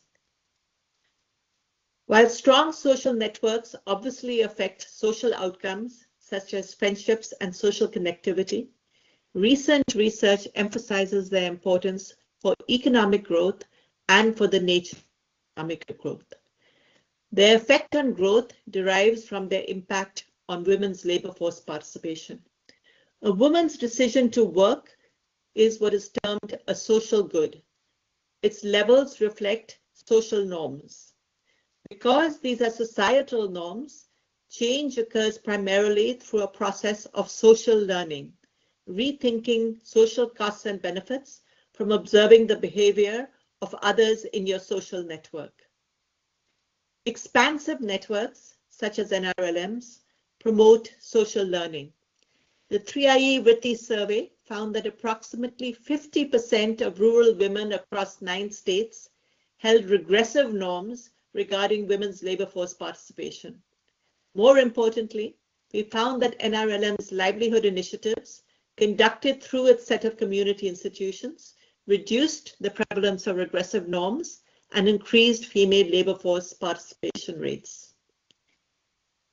Perhaps even more important than the effect of these social networks on economic growth is their effect on the nature of economic growth. The societal organization of a society determines whether growth is accompanied by rising inequality or not. Ample evidence from the US and other countries relates rising inequality in these countries to the segregation of the social networks of the rich and the poor.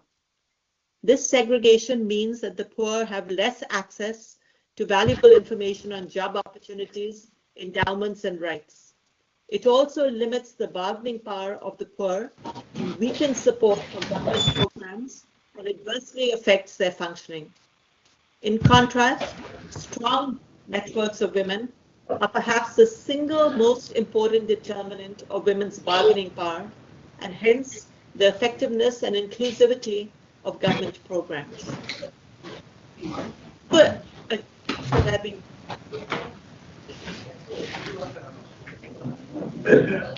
Madam, affects the development of local markets, hence the structural transformation of the local economy in 2 ways. First, NRLM social networks help explain the effect of programs like NREGA and investments in water, sanitation, and other social goods on local markets. This is the impact that Professor Muralidharan had mentioned. NREGA's impact reflects the direct benefits it confers on participating households, but also the indirect benefits on non-beneficiaries through its effect on rural wages, just as he had said. But this effect exists for women only when they work. If they are not working, these indirect effects obviously are completely absent. Similarly, the growth impact of social investments in housing, water, and sanitation are magnified in economies, but the time saving that they introduce enable increases in women's labor force participation. Strong social networks and the social learning they foster make such changes possible.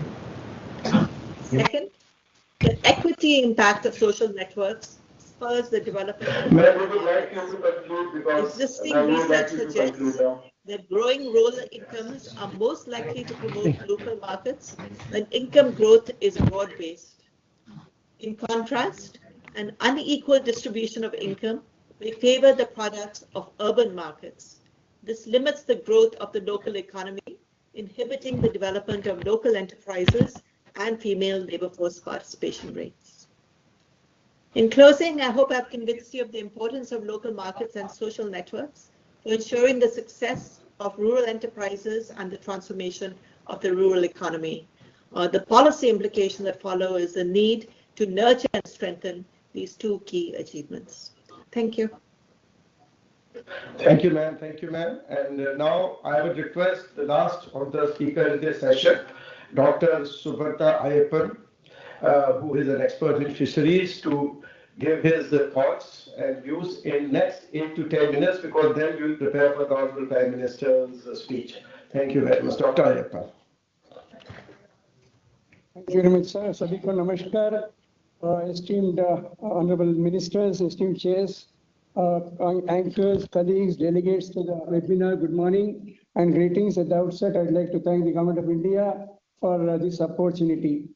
We are at momentous times in Indian agriculture and food production systems, whether it's terrestrial or aquatic. On one hand, we have climate change and the pandemics and stresses going on. The other hand, continuous responses and strategies being built. With agriculture, food, nutrition, health, environment, and employment continuum being focused, the present Indian budget for 25-26 assumes great significance both for addressing the concerns in the country and also meeting the targets of the Sustainable Development Goals 2030, just 5 years from now. Specific areas of pulses, vegetables and fruits, high-yielding seeds, cotton productivity highlighted, and fisheries is an area that has come to the center stage. Three earlier speakers, eminent panelists, also spoke about fisheries, and fishers. I'll take a minute on with regard to research backstopping for crop systems. As regards pulses, it is notable that there has been a 50% increase in pulse cultivated area in the last decade. For further application, over 410 climate resilient pulse varieties are available from the National Agricultural Research System, that is the Indian Council of Agricultural Research. The mission could undertake large-scale demonstrations, diversification, and intercropping. India is the second largest producer of horticultural crops, vegetables, and fruits to the tune of 353 million metric tons annually. The mission aims at complete process from production to post-harvest with enhanced institutional mechanisms in the form of FPOs and cooperatives.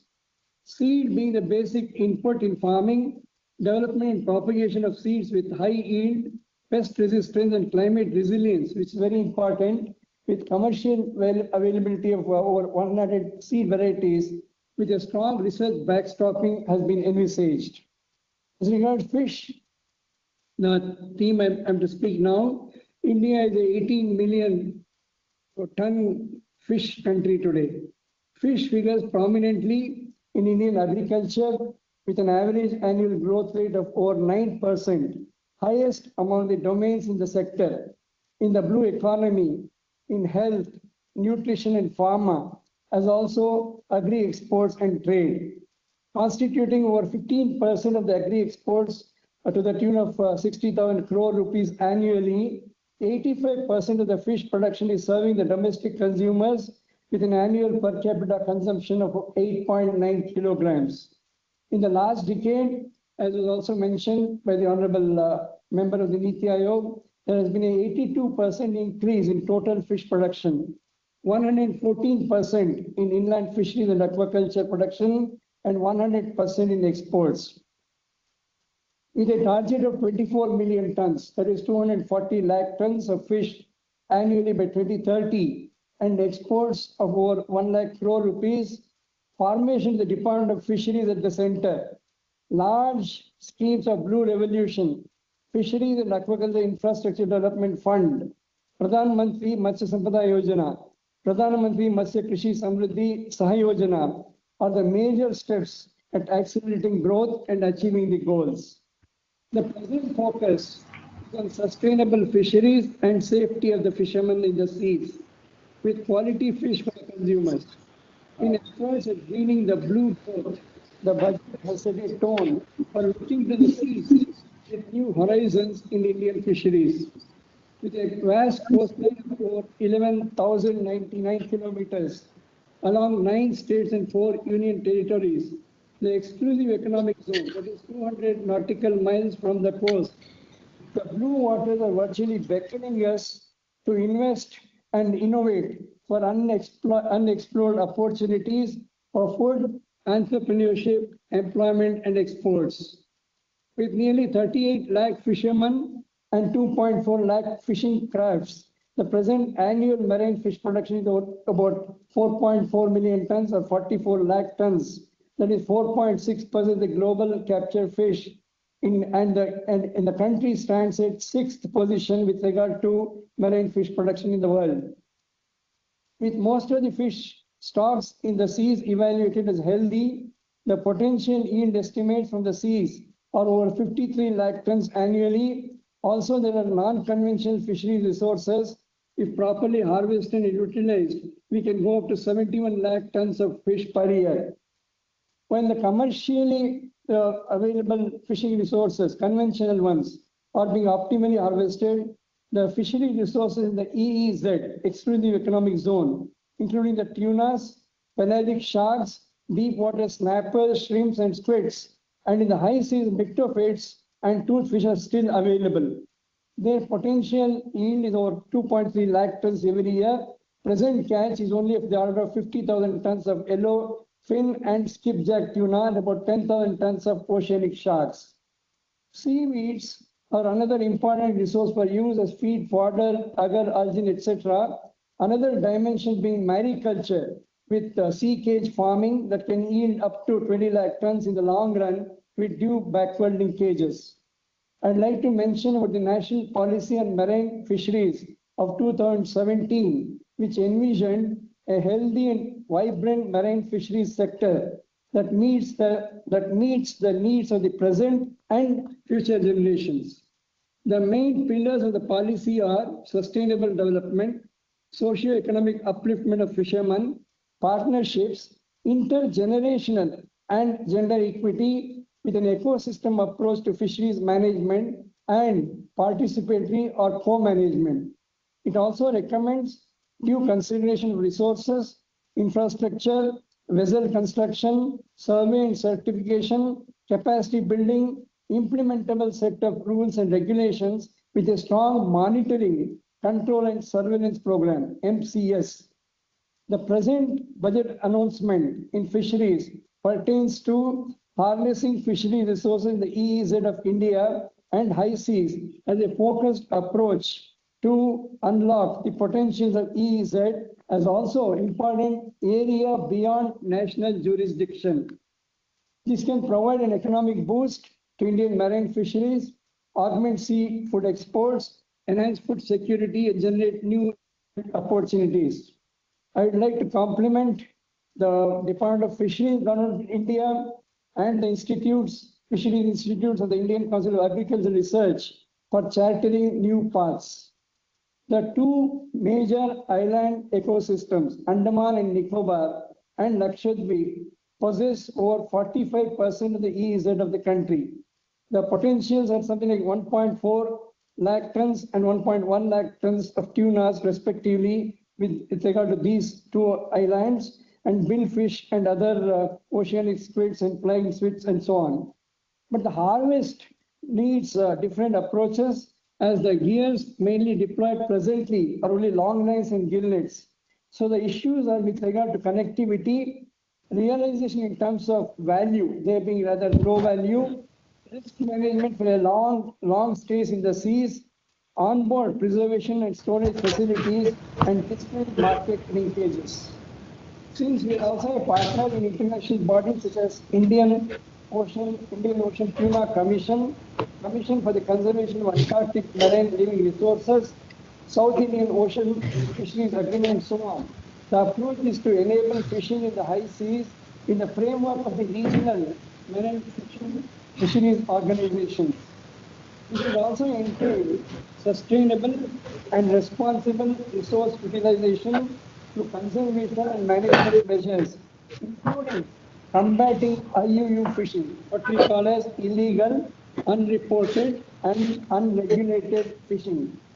Hence, the sustainability has to be ensured through very appropriate measures in terms of global standards, harnessed within the levels of maximum sustainable yields with fleet and gear optimization, area and specific fisheries management plans, and due biodiversity conservation measures. Tuna and seaweed clusters around the islands. Fisheries, official safety through transponders, AI tools, the insurances, the eco-labeling and fish stock certification, modernizing the fish landing centers and harbors, and cold chain infrastructure are the right steps in this direction. Data collection, analysis, very important. Identifying groups of fishermen. We already have fishermen with the fishing activity running through the families. They're already skilled. So it's important to identify such groups along the coast and equip them for a greater seaworthiness, long stays in the seas for 20 to 25 days, and train them in a new gear operation. So these will be very important along with fishing vessel modernization and communication facilities. Then further value addition is what is important when we talk of harvest from the deep seas and the high seas. This will be very important as a long-term strategy. We will have new experiences as we go along.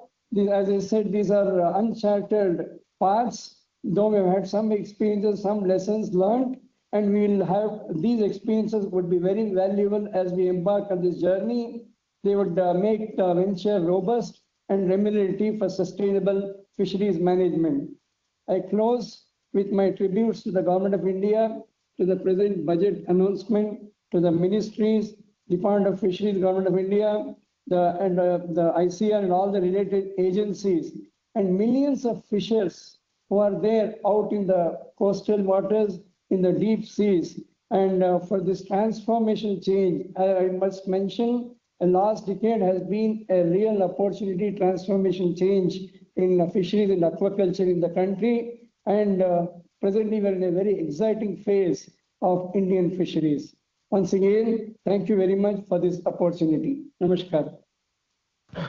Thank you very much. We are at the end of this first inaugural session, and the Honorable Prime Minister will be joining me very shortly. I take this opportunity to welcome our Honorable Agriculture Minister, Shri Shivraj Singh Chauhan Ji, Honorable Minister of Fisheries, Animal Husbandry and Dairying, Shri Rajiv Ranjan Singh Ji, Shri Chirag Paswan Ji, Honorable Minister of Food Processing Industries, Shri Jyotiraditya M. Scindia, Honorable Minister of Communication and Post, Honorable Giriraj Singh, Honorable Minister of Textiles, Honorable Bhagirath Chaudhary Ji and Ramnath Thakur Ji, Honorable Minister of State for Agriculture and Farmer Welfare, Professor S.P. Singh Baghel, Honorable Minister of State of Fisheries and Animal Husbandry, Shri George Kurian, Honorable Minister of Fisheries and Animal Husbandry, Shri Kamlesh Paswan Ji and Shri Dr. Chandrasekhar Premmasani, Honorable Minister of State for Rural Development, and Shri Ramneet Singh Ji Bittu, Honorable Minister of State for Food Processing Industry,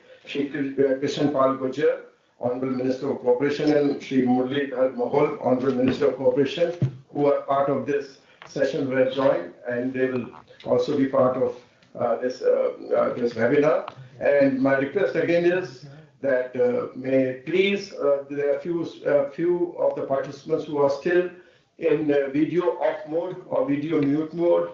It is requested that the video may be put on the screen, because everybody, including the Honorable Prime Minister, will be watching this screen. And there are few of the participants. My request again is to put on the video so that they are visible on the screen when everybody participates, and when Honorable Prime Minister also participates. Thank you very much. We'll wait for his joining. Thank you.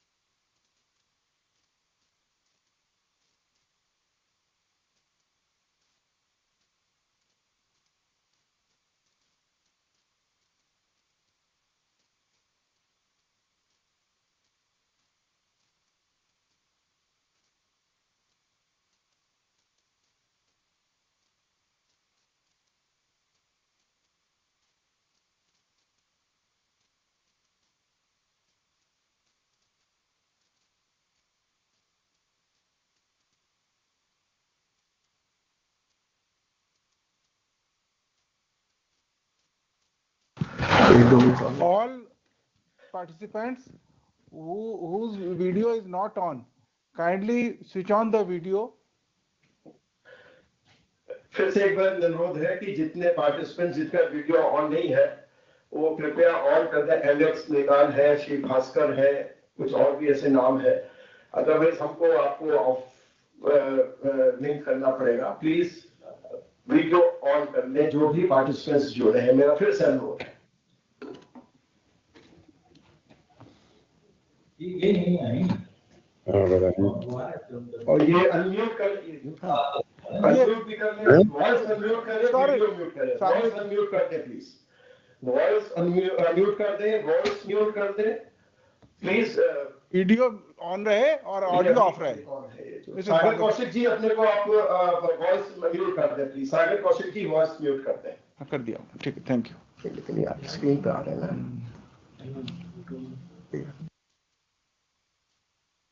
Hello, हटाए ना इनको।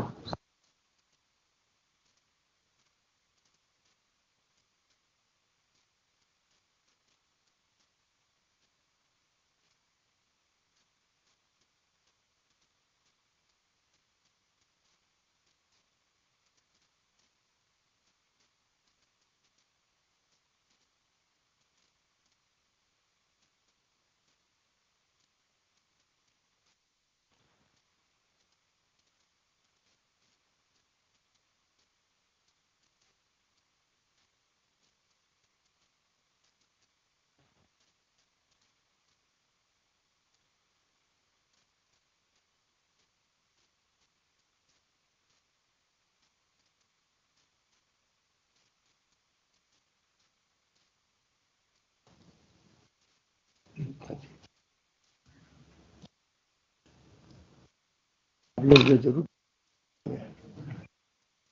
ये fourth दिखाई पड़ रहा है।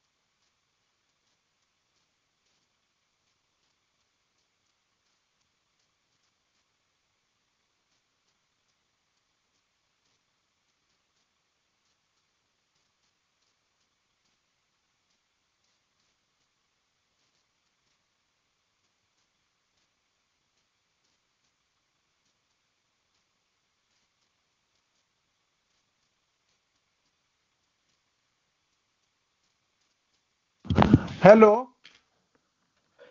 सागर कौशिक जी क्या कहना है? नहीं, माइक ऑन है हमारा, हमारी आवाज सही आ रही है? हाँ, अरे फिर आगे please.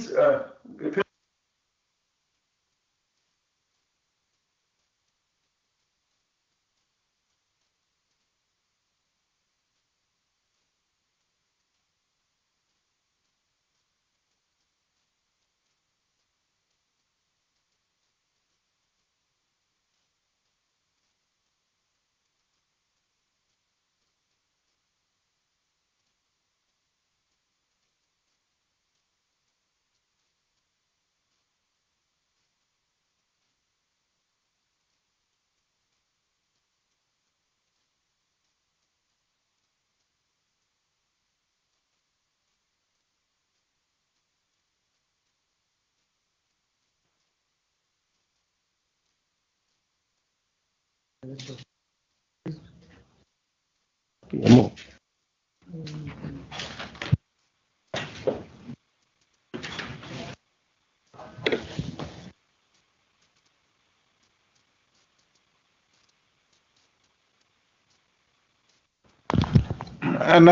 headquarter? NIC headquarter? PM sir NIC आ गए headquarter? सर आ गए हाँ ठीक।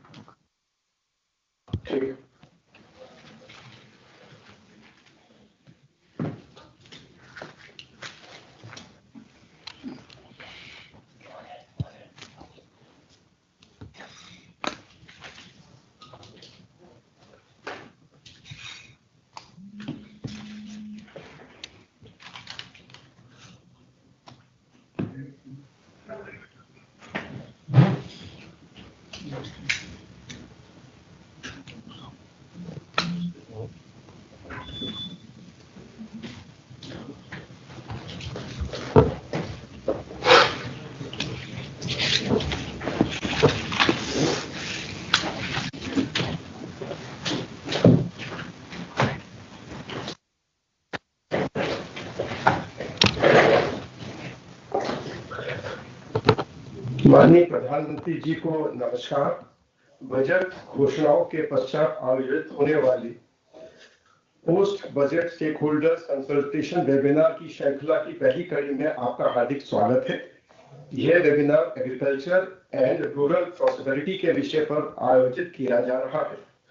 वेबिनार का मुख्य उद्देश्य सेक्टर से संबंधित विभिन्न हितधारकों के साथ विचार विमर्श तथा मंथन कर घोषणाओं के सफल क्रियान्वयन हेतु रणनीति को अंतिम रूप देना है। मैं वेबकास्ट तथा यूट्यूब चैनल से जुड़े सभी हितधारकों की तरफ से आपका आभार व्यक्त करता हूं कि आपने अपने व्यस्ततम कार्यक्रम से इस वेबिनार को समय दिया। अब मैं माननीय प्रधानमंत्री जी से निवेदन करता हूं कि वे अपना उद्बोधन देकर हमें मार्गदर्शन प्रदान करने का कष्ट करें।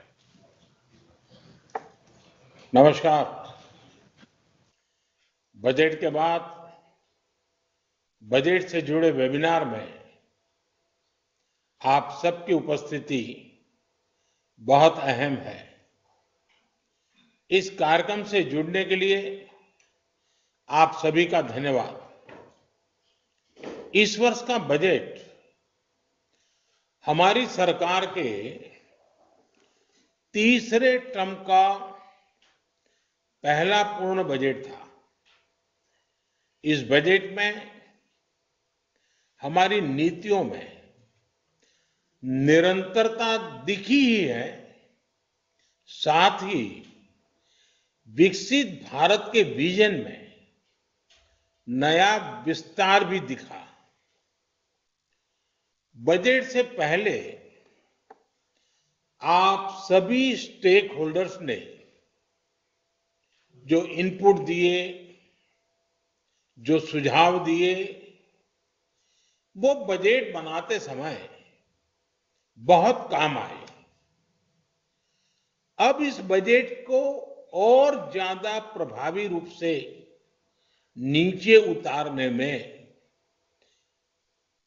सही में उसका अच्छे से अच्छा, जल्दी से जल्दी आउटकम मिले, सारे निर्णय नीतियां प्रभावी बने, उसमें आप सबकी भूमिका और बढ़ गई है। साथियों, विकसित भारत के लक्ष्य की ओर बढ़ रहे भारत के संकल्प बहुत स्पष्ट है।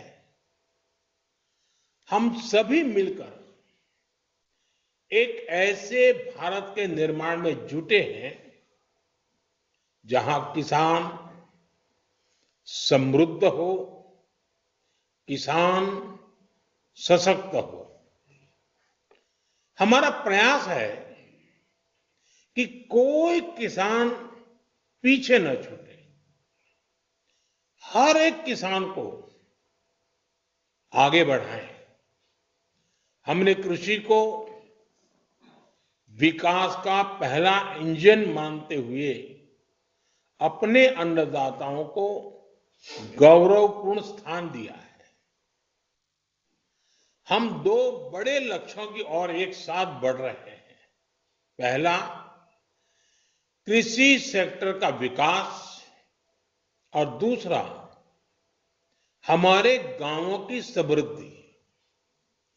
साथियों, पीएम किसान सम्मान निधि योजना 6 साल पहले लागू की गई थी। इस योजना के तहत अब तक लगभग 4.25 लाख करोड़ रुपए किसानों को मिल चुके हैं। इतनी राशि करीब करीब 11 करोड़ किसानों के खाते में सीधे पहुंचाई गई है। 6,000 रुपये सालाना की इस आर्थिक मदद से ग्रामीण अर्थव्यवस्था सशक्त हो रही है। हमने एक किसान केंद्रित डिजिटल इंफ्रास्ट्रक्चर तैयार किया है ताकि देश भर के किसानों तक इस योजना का लाभ पहुंच सके। यानी इसमें किसी बिचौलिए के घुसने या लीकेज की गुंजाइश ही न रहे। नो कट की कंपनी। ये इस बात का उदाहरण है कि अगर आप जैसे एक्सपर्ट और विजनरी लोग, अगर उनका सहयोग होता है तो योजना जल्द से जल्द सफल होती है और ज्यादा अच्छा परिणाम देती है। आपके योगदान से किसी भी योजना को पूरी मजबूती और पारदर्शिता के साथ धरातल पर उतारा जा सकता है। मैं इसके लिए आप सबके सहयोग की और हमेशा सक्रिय सहयोग देने के लिए आपकी सराहना करना चाहूंगा। अब हम इस साल के बजट की घोषणाओं को जमीन पर उतारने के लिए मिलकर के तेजी से काम करें, ये आवश्यक है। इसमें भी आपका सहयोग पहले की भांति तो मिलेगा ही, लेकिन और ज्यादा मिले, और व्यापक मिले, हर सेक्टर में मिले। साथियों, आप जानते हैं आज भारत का कृषि उत्पादन रिकॉर्ड स्तर पर है। 10-11 साल पहले जो कृषि उत्पादन 265 मिलियन टन के करीब था, वो अब बढ़कर 330 मिलियन टन से ज्यादा हो गया है। इसी तरह बागवानी में जुड़ा उत्पादन बढ़कर 350 मिलियन टन से ज्यादा हो गया है। ये हमारी सरकार के बीज से बाजार तक की अप्रोच का परिणाम है। कृषि सुधार, किसानों का सशक्तिकरण और मजबूत वैल्यू चेन ने इसे संभव बनाया है। अब हमें देश के एग्रीकल्चर पोटेंशियल का पूरा इस्तेमाल करके और भी बड़े टारगेट तय पाने तक पहुंचना है। इसी दिशा में हमने बजट में पीएम धन धान्य कृषि योजना का ऐलान किया है। ये मेरे लिए अत्यंत महत्वपूर्ण योजना है। इसके तहत देश के 100 सबसे कम कृषि उत्पादकता वाले जिले, लो प्रोडक्टिविटी वाले जिलों के विकास पर फोकस किया जाएगा। आप सबने विकास के कई पैरामीटर पर एस्पिरेशनल डिस्ट्रिक्ट कार्यक्रम से मिले नतीजों को देखा है। इन जिलों को कोलैबोरेशन, गवर्नेंस और हेल्थी कंपटीशन का और कन्वर्जेंस का बहुत फायदा मिल रहा है। मैं चाहूंगा कि आप सभी ऐसे जिलों से मिले परिणामों का अध्ययन करें और उसकी लर्निंग से सीखते हुए पीएम धन धान्य कृषि योजना को इन 100 जिलों में बहुत तेज गति से आगे बढ़ा है। इससे इन 100 जिलों में किसानों की आय बढ़ाने में मदद मिलेगी।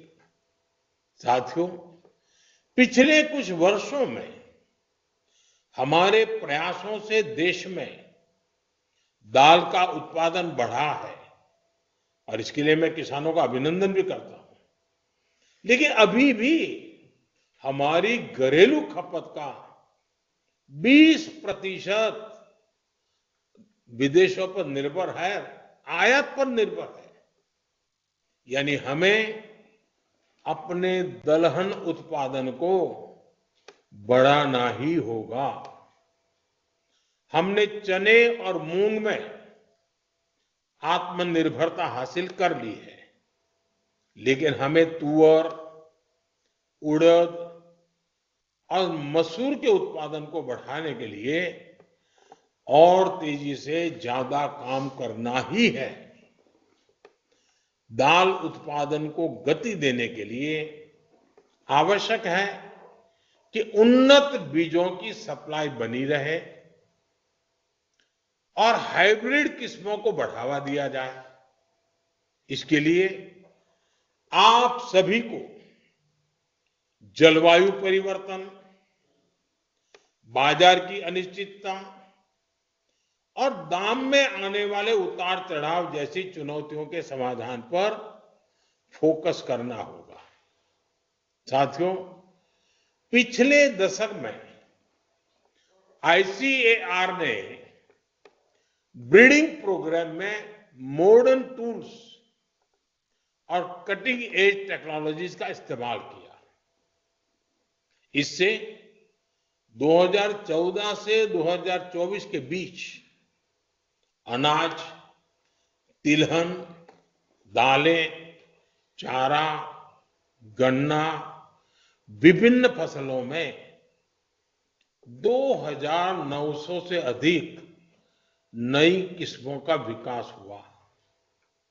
आपको ये सुनिश्चित करना होगा कि हमारे देश के किसानों को ये नई वैरायटीज सस्ती दर पर मिलती रहे।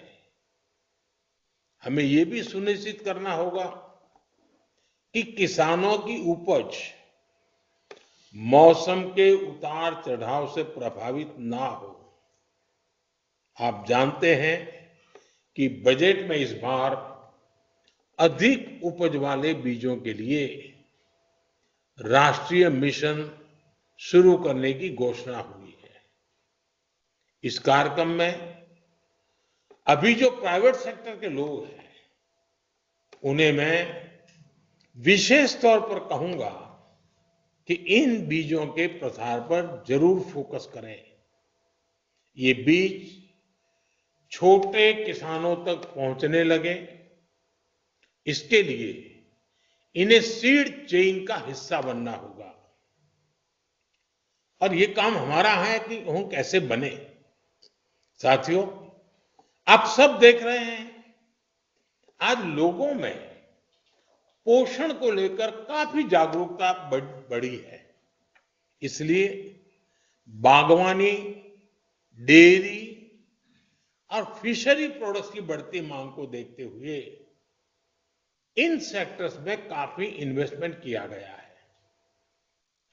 फल और सब्जियों का उत्पादन बढ़ाने के लिए अनेक कार्यक्रम चलाए जा रहे हैं। बिहार में मखाना बोर्ड के गठन की घोषणा भी की गई है। मेरा आग्रह है कि आप सभी stakeholders diverse nutritional foods के प्रसार के लिए नए रास्ते तलाश करें। ऐसे पोषण युक्त खाद्य पदार्थों की पहुंच देश के कोने कोने में और ग्लोबल मार्केट तक होनी चाहिए। साथियों, 2019 में हमने पीएम मत्स्य संपदा योजना को लॉन्च किया था। इस सेक्टर के वैल्यू चेन को मजबूत बनाने, इंफ्रास्ट्रक्चर तैयार करने और इसे आधुनिक बनाने की दिशा में ये एक महत्वपूर्ण कदम था। इससे मछली पालन के क्षेत्र में प्रोडक्शन, प्रोडक्टिविटी और पोस्ट हार्वेस्ट मैनेजमेंट बेहतर करने में मदद मिली। बीते वर्षों में कई योजनाओं के माध्यम से इस सेक्टर में निवेश भी बढ़ाया गया, जिसके परिणाम आज हमारे सामने है। आज फिश प्रोडक्शन 2 गुना हो चुका है, हमारा निर्यात भी 2 गुना हो चुका है। हमारा प्रयास है कि इंडियन एक्सक्लूसिव इकोनॉमिक जोन और खुले समुद्र से सस्टेनेबल मछली पालन को बढ़ावा मिले। इसके लिए एक कार्य योजना तैयार की जाएगी।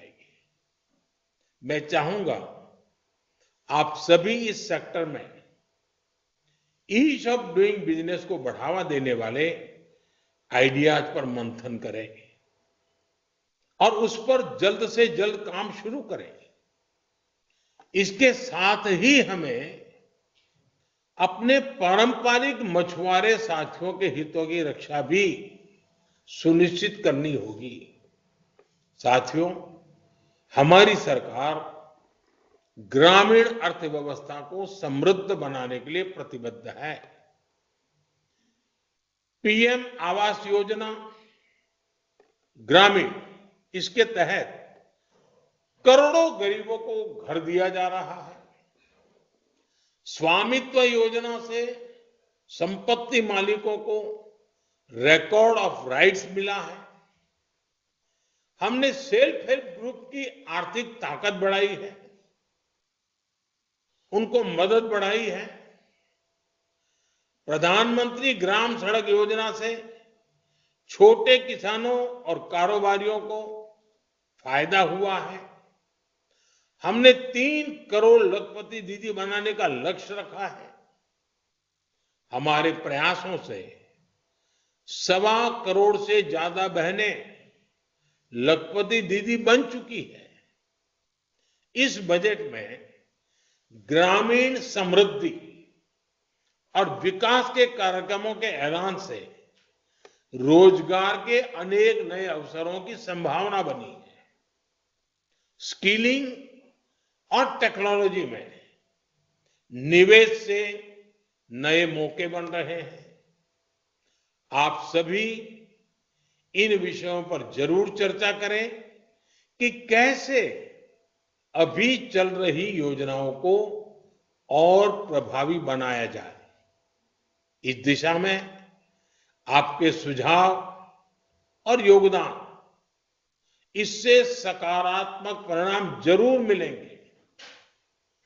हम सभी की सक्रिय भागीदारी से ही गांव सशक्त होंगे, ग्रामीण परिवार सशक्त होंगे और मुझे विश्वास है कि ये वेबिनार सच्चे अर्थ में जल्द से जल्द, कम से कम समय में अच्छे से अच्छे ढंग से बजट को क्रियान्वित करने का, और वो भी आप सबके सहयोग और सुझाव से करने का। अब ऐसा ना हो कि इस वेबिनार में बजट नया बनाने की चर्चा हो। अब ये बजट बन चुका है, अभी योजना आ चुकी है। अब हमारा सारा फोकस एक्शन पर होना चाहिए। एक्शन के अंदर कठिनाइयां क्या है, कमियां क्या है, किस प्रकार के बदलाव की जरूरत है, उस पर जरूर हम ध्यान दें। तब तो जाकर के वेबिनार परिणामकारी होगा। अन्यथा हम 1 साल के बाद जो बजट आने वाला है उसकी चर्चा आज कर लेंगे तो अभी जो हुआ है उसका फायदा नहीं मिलेगा। और इसलिए मेरा आप सबसे आग्रह है कि हम जो बजट आया है, अब उसी बजट से हमने 1 साल में लक्ष्य हासिल करने हैं। और उसमें सरकार अकेली नहीं, इस क्षेत्र के सभी स्टेक होल्डर्स एक दिशा में, एक मत के साथ, एक लक्ष्य के साथ चल पड़े। यही एक अपेक्षा के साथ आप सबका बहुत बहुत धन्यवाद।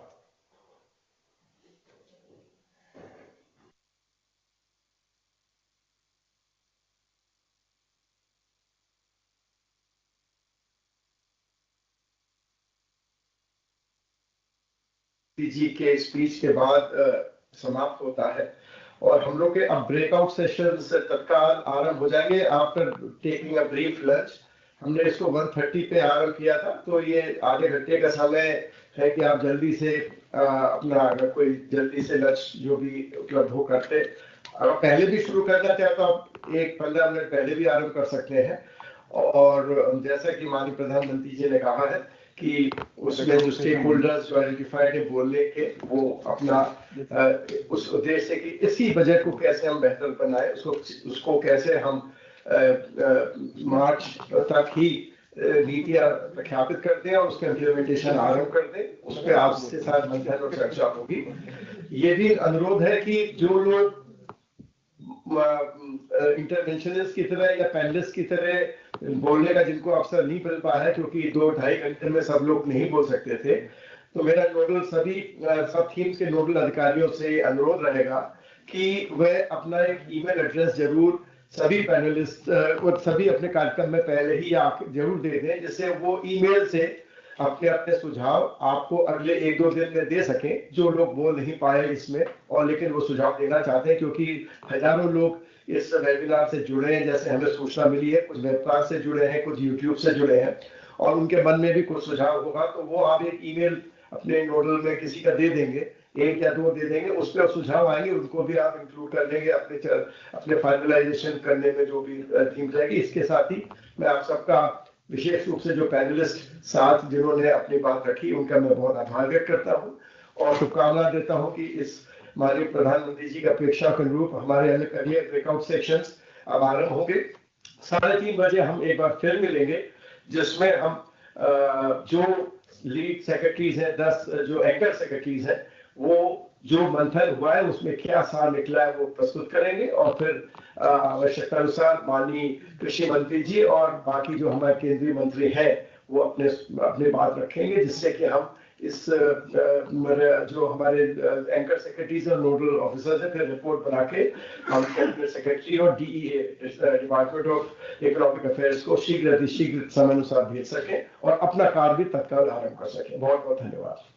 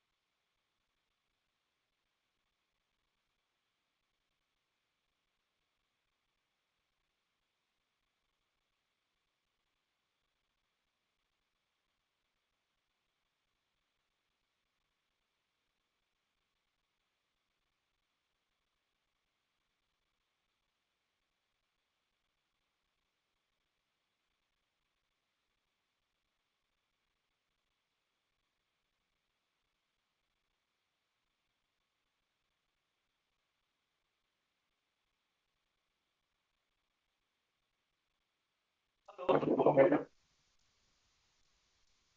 I am audible, sir.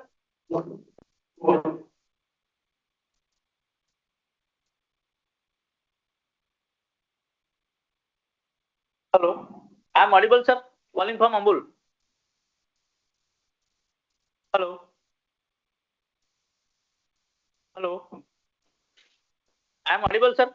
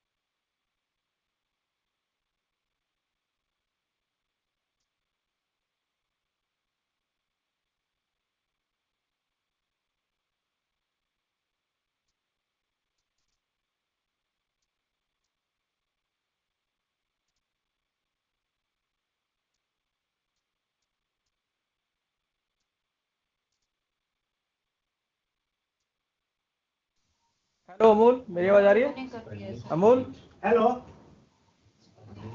जी आ गए, श्रीनाथ रेड्डी जी। वो चले जाते हैं, यहाँ पे है नहीं ना। Yes, sir. आवाज आ रही है? ठीक है, okay. Calling from Ambul, sir. आवाज आ रही है, sir. Okay sir, okay, thank you. Okay.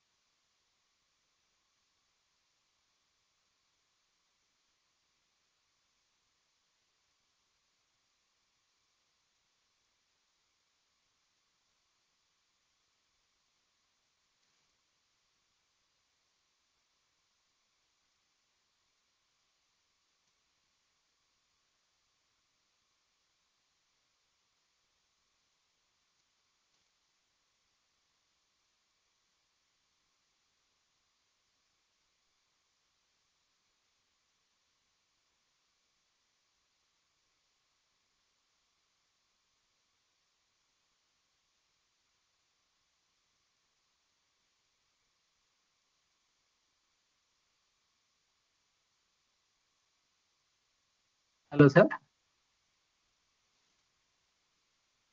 Hello. Are we audible, sir? This is from Srinidhi, Telangana. Hello.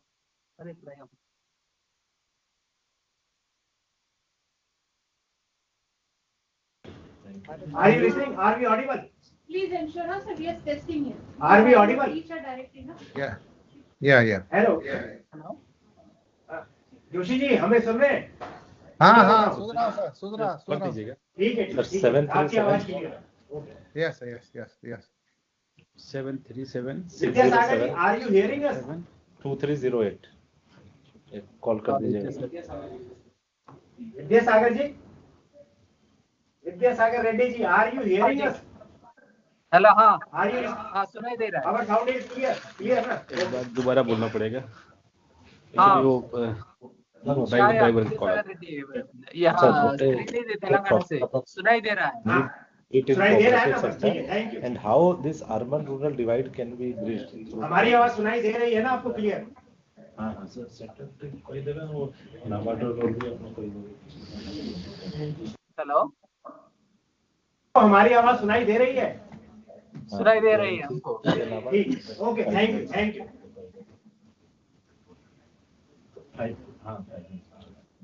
Okay, I'm Naik now. हो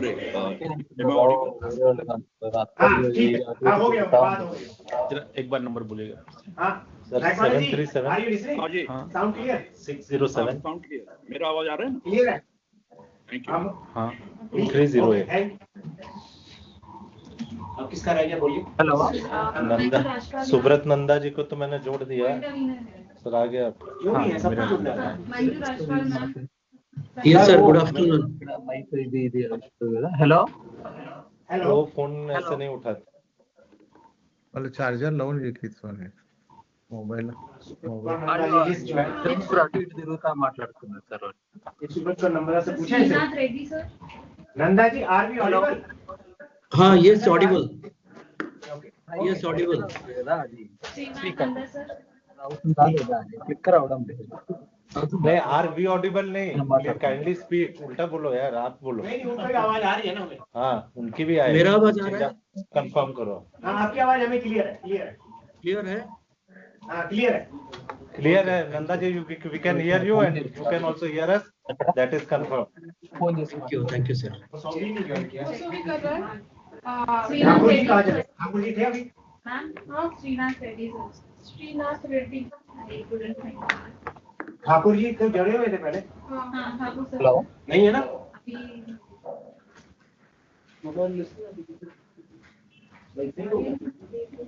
सर हो भाई.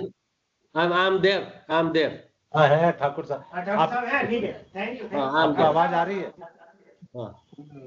वीडियो जब आपका मीटिंग शुरू होगा तो ऑन कर दूंगा. हाँ ठीक है. आपको आ रही है ना हमारी आवाज? बस हाँ मुझे आपकी आवाज. ठीक सर. श्रीनाथ रेड्डी को directly phone. Sobi sir. T Kishore. कहाँ है भाई? वो जो उसकी लिस्ट आती है ना पूरी. वो जरा देख के बताओ. लेआउट जो है इसमें वो चावल नहीं है. NIC वाले कौन है? उनको भेजना है. NIC सौरभ को बुला लो. उन्हीं को कॉल करें ना जो ज्वाइन नहीं किए. हाँ वो कर रहे हैं. सौरभ बाबू जी कर रहे हैं. अमृतवल्ली मैडम भी कर रही हैं. हर्षवर्धन त्यागी पहले थे. हमारा अरे वो लिस्ट ऑफ पार्टिसिपेंट्स के लिए साइड में अगर आ जाता होगा तो दिख जाएगा.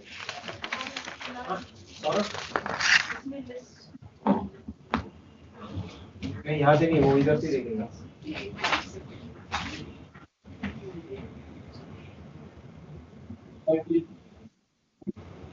NIC वाले बोला ना. हाँ NIC वाले को जो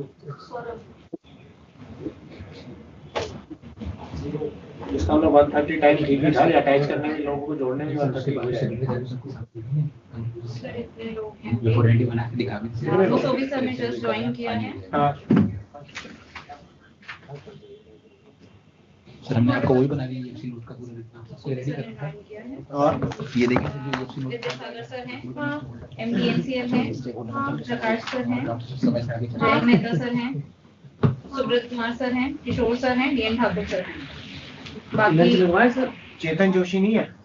नहीं सर, चेतन जोशी नहीं इसमें यार वो बताओ पैनलिस्ट कहाँ थी कौन ज्वाइन कर चुके हैं वो हमें नहीं दिख रहा है। लंच आप ऐसा है कि अब वो लोग को ज्वाइन करने में ही समय लग जाएगा। आप तो 3 बजे के बाद ही नहीं बीच में कोई जाके कर लिया तो थोड़ा सा करके आ सकता है एक एक करके बीच में टाइम नहीं मिलेगा। एक एक करके कोई जाके आपको एक बार फिर से लिंक चाहिए सर। हाँ बाहर रखवा दीजिए। हम उन्हें कॉल किसको करें ये नहीं पता। आपको एनआईसी से लिंक गर्म करने का तो उससे प्रॉब्लम है नहीं। वो एनआईसी वालों को गर्म करने का वालों लिंक जो है एप्कॉम वाले उनको केवल दोबारा लिंक भिजवा दीजिए। हाँ वो प्लास्टिक पैनलिस्ट भी है वो श्रीनाथ रेड्डी सर। हाँ इनको दोबारा भेज दीजिए। ठीक है मैं कराती हूँ टिकट टू मोसोबी। वो टिकट टू मोसोबी पे फिर मैं link. Hello hello md@appcom.org. It will be number 2 in the panelist. md@appcom.org. अभी वो कह रहे हैं कि नहीं मिला है लिंक एक बार फिर भी md@appcom.org. ठीक है हमारा चालू है क्या?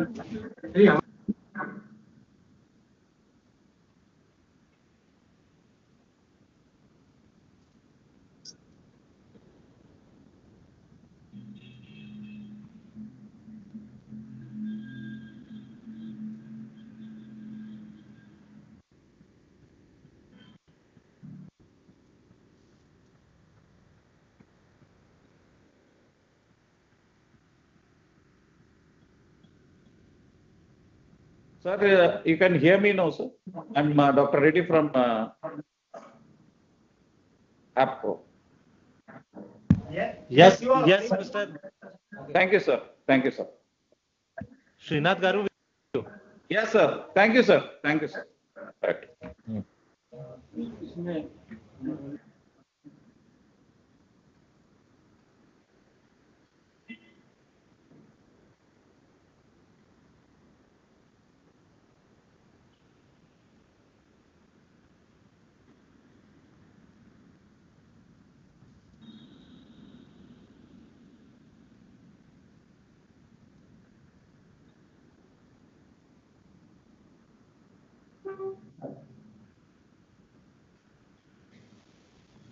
Timing.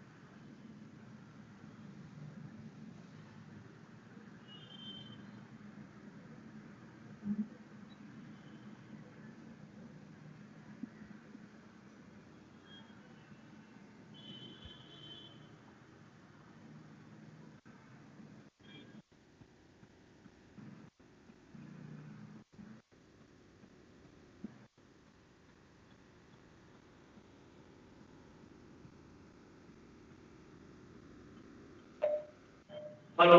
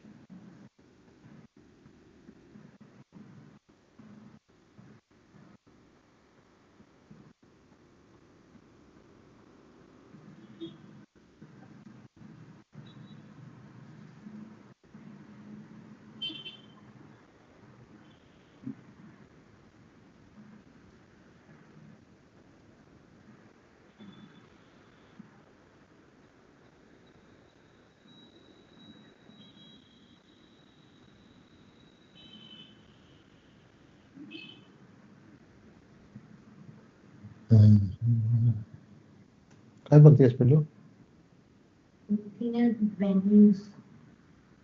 तो लोकेशन कुठलं?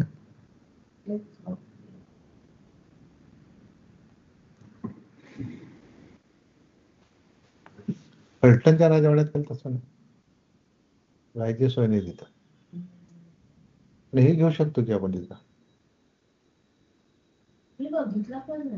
हॅलो भेटला त्याला गेलो की आपण. Hello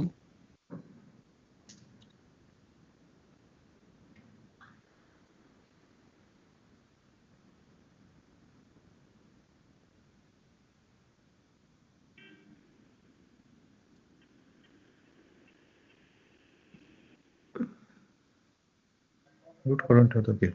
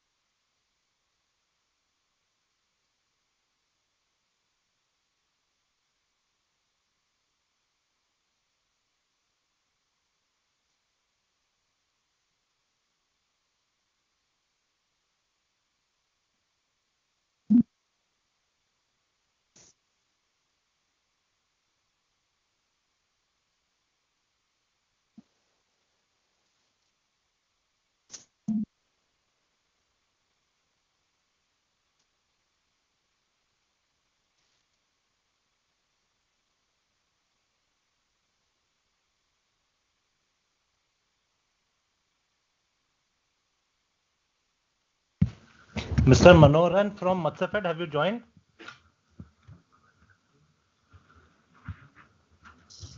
Mr. T. Manoharan from Matsafed, have you joined?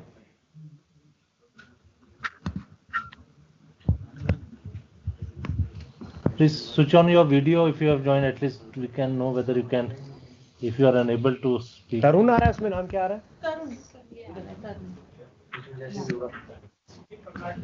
Photo भी नहीं आ रही.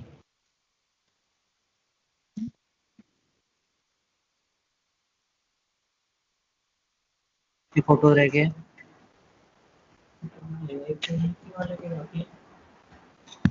ये भी आपने किसके भेजे? मिस्टर मनोहरन, आपने ज्वाइन किया है? Mister Manoharan, have you join from Matsyafed? Tarun के नाम से कौन? Who has joined by name of Tarun?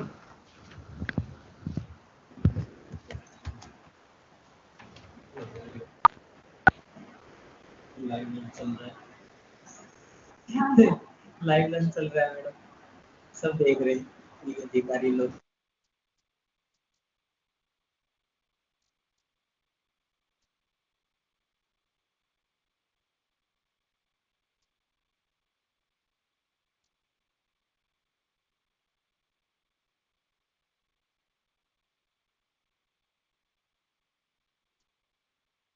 This meeting is no longer being recorded.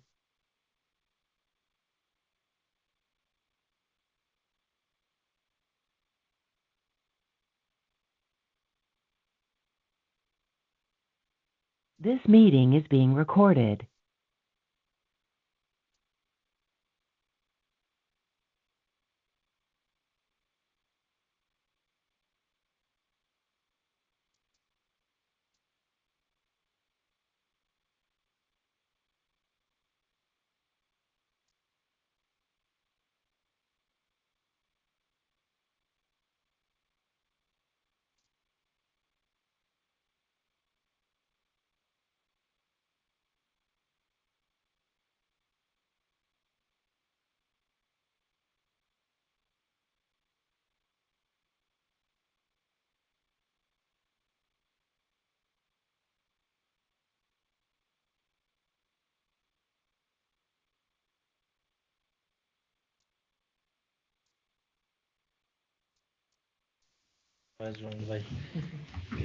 तरुण का क्या बीच में ब्रेक करने का यही सबसे बड़ा नुकसान होता है। हाँ, एक के हिसाब से पहले आपका वेलकम जो है इस sequence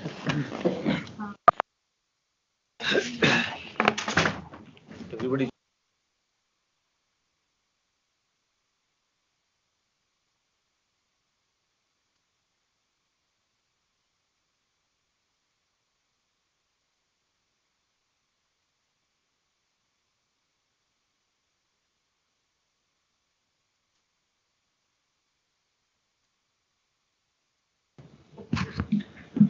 A very good afternoon to all of you.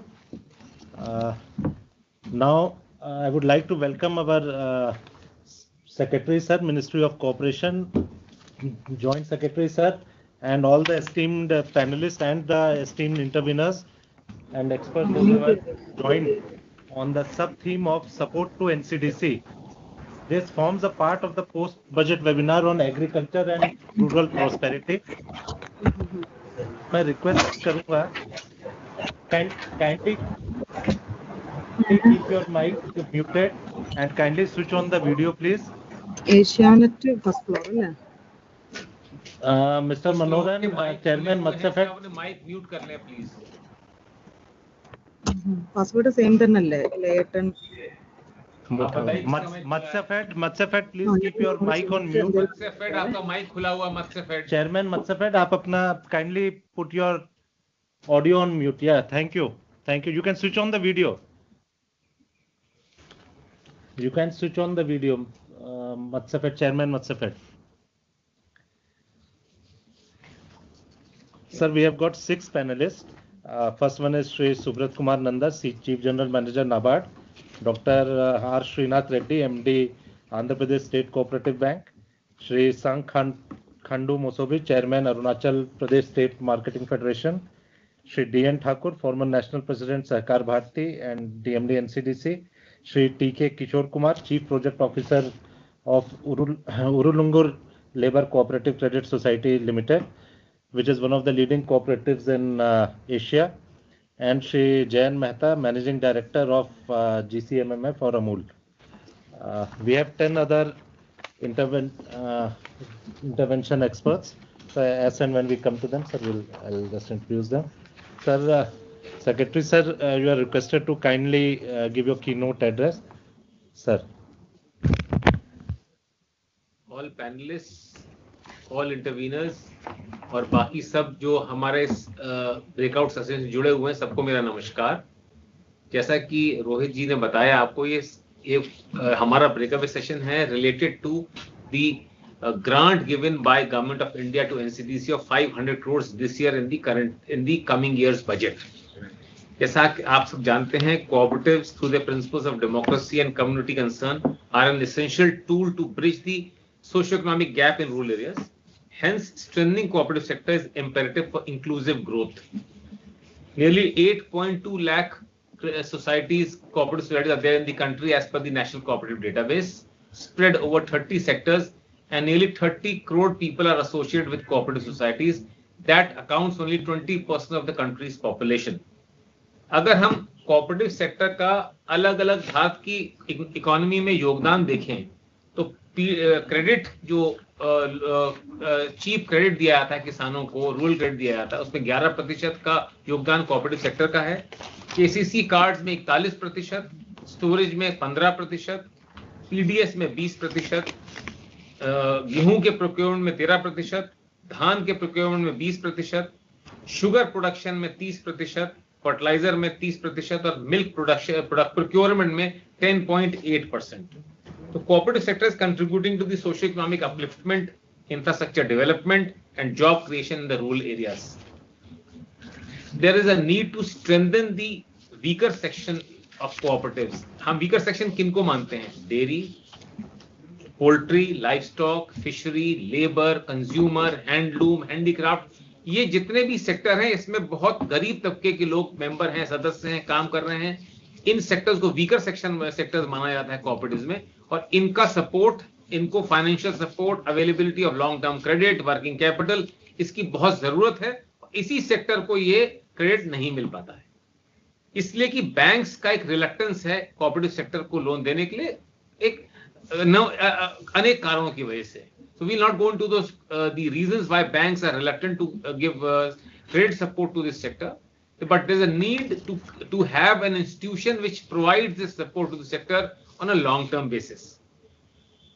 आपको कोऑपरेटिव सेक्टर में सेटिंग अप के लिए, मॉडर्नाइजेशन के लिए, टेक्निकल अपग्रेडेशन के लिए, एक्सपेंशन के लिए, लाइफ स्टॉक ब्रीडिंग, रियरिंग के लिए और वर्किंग कैपिटल के लिए पैसे की जरूरत है, जो अभी अवेलेबल पर्याप्त मात्रा में नहीं है.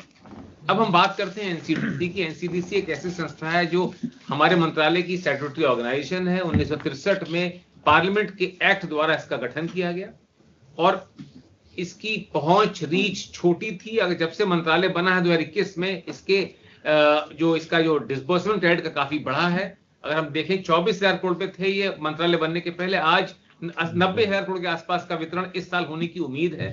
तिगुने, साढ़े तिगुना, 3.5 टाइम्स इंक्रीज हुआ है इनके क्रेडिट डिस्बर्समेंट में. इनका कॉर्पस जो है 6,700 करोड़ का भी है इनके पास. प्रॉफिट आफ्टर टैक्स इनका पिछले साल का 547 करोड़ है, 574 करोड़ है. और एक स्पेशल स्कीम चलाते हैं ये, नंदिनी सहकार, युवा सहकार, जो महिलाओं के लिए और युवाओं के लिए, और स्वयं शक्ति सहकार योजना जो सेल्फ हेल्प ग्रुप के लिए योजना चलाते हैं. जो भारत सरकार द्वारा अनुदान दिया जा रहा है एनसीडीसी को 500 करोड़ का इस साल, हम उम्मीद करते हैं कि यही अनुदान 500 करोड़ 4 साल इनको मिलेगा. 2,000 करोड़ की हमने रिक्वेस्ट की थी, अब इस साल 500 करोड़ इनको मिला है. ये जो पैसा ये आपसे सरकार से मिलेगा उसके आधार पर ये मार्केट बोरोइंग करेंगे. जितना भी पैसा कॉर्पस इनके पास है उससे 10 गुना ये borrowing at cheap rates of interest कर सकते हैं. तो उम्मीद है 500 करोड़ से 5,000 करोड़ इस साल बोरो करेंगे और विभिन्न सोसाइटियों को प्रोवाइड करेंगे cheap loans for variety of purpose, जो मैंने बात की. तो हम उम्मीद करते हैं ये इससे एनसीडीसी की पकड़ और स्पेशली वीकर सेक्शन में मजबूत होगी, उनको क्रेडिट मिलेगा और नए आयाम खुलेंगे उसमें रोजगार के, और एक मैं बोलूंगा एक ऐसा कास्केडिंग इफेक्ट हो इकोनॉमी में, जिससे कि रूरल इकोनॉमी मजबूत हो और एनसीडीसी आगे इसी तरह काम करता रहे और बढ़ता रहे, उसकी हम आशा करते हैं और उम्मीद करते हैं कि एनसीडीसी अपने कार्यकलापों में एक और विस्तार करेगा और वीकर सेक्शंस पे ज्यादा फोकस करेगा. तो ये मेरे इनिशियल रिमार्क्स हैं. मैं उम्मीद करता हूं आज जो हमारे पैनलिस्ट हैं वो आपको और मार्गदर्शन करेंगे, नए सुझाव देंगे और इंटरवेंशनिस्ट भी सवाल पूछेंगे और अपनी बात रखेंगे आज इस ब्रेक अवे सेशन में. So I wish everybody grand success and I'll hand over the proceedings to Shri Rohit Gupta to take the panel discussions forward from here for calling each panelist one by one. Thank you very much. Thank you, sir. Sir, first we will start with a small presentation on NCDC. Kindly load the presentation.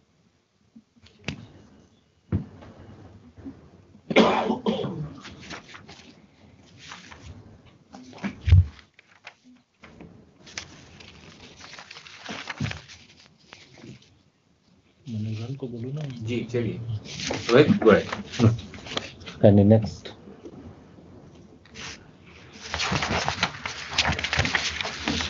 This is the cooperative landscape in India. There are a total of more than 8.5 lakh registered societies and which work in 29 sectors, and the total members of these cooperatives is more than 29 crores. So it is more than a century old cooperative movement. It started with Rochdale Convention in UK, then Then you had Raiffeisen movement in Germany and so on and so forth. The major sectors covered in India are in the scope of cooperatives are agriculture, banking, consumer good, healthcare, transport, housing, etc. And this includes some of consumer goods and all. We are not that popular in India, but more popular in other countries. Next. The impact of cooperatives lies in the collective effort through shared prosperity. The contribution of cooperatives in various sectors is 13.4% of agricultural credit, 30% of fertilizer distribution. We have got major multi-state cooperatives like IFCO and CRIPCO in that field. 31% of sugar production, 11% in milk procurement, 13% of wheat procurement, 20% of paddy procurement, 15% in storage capacity. Next.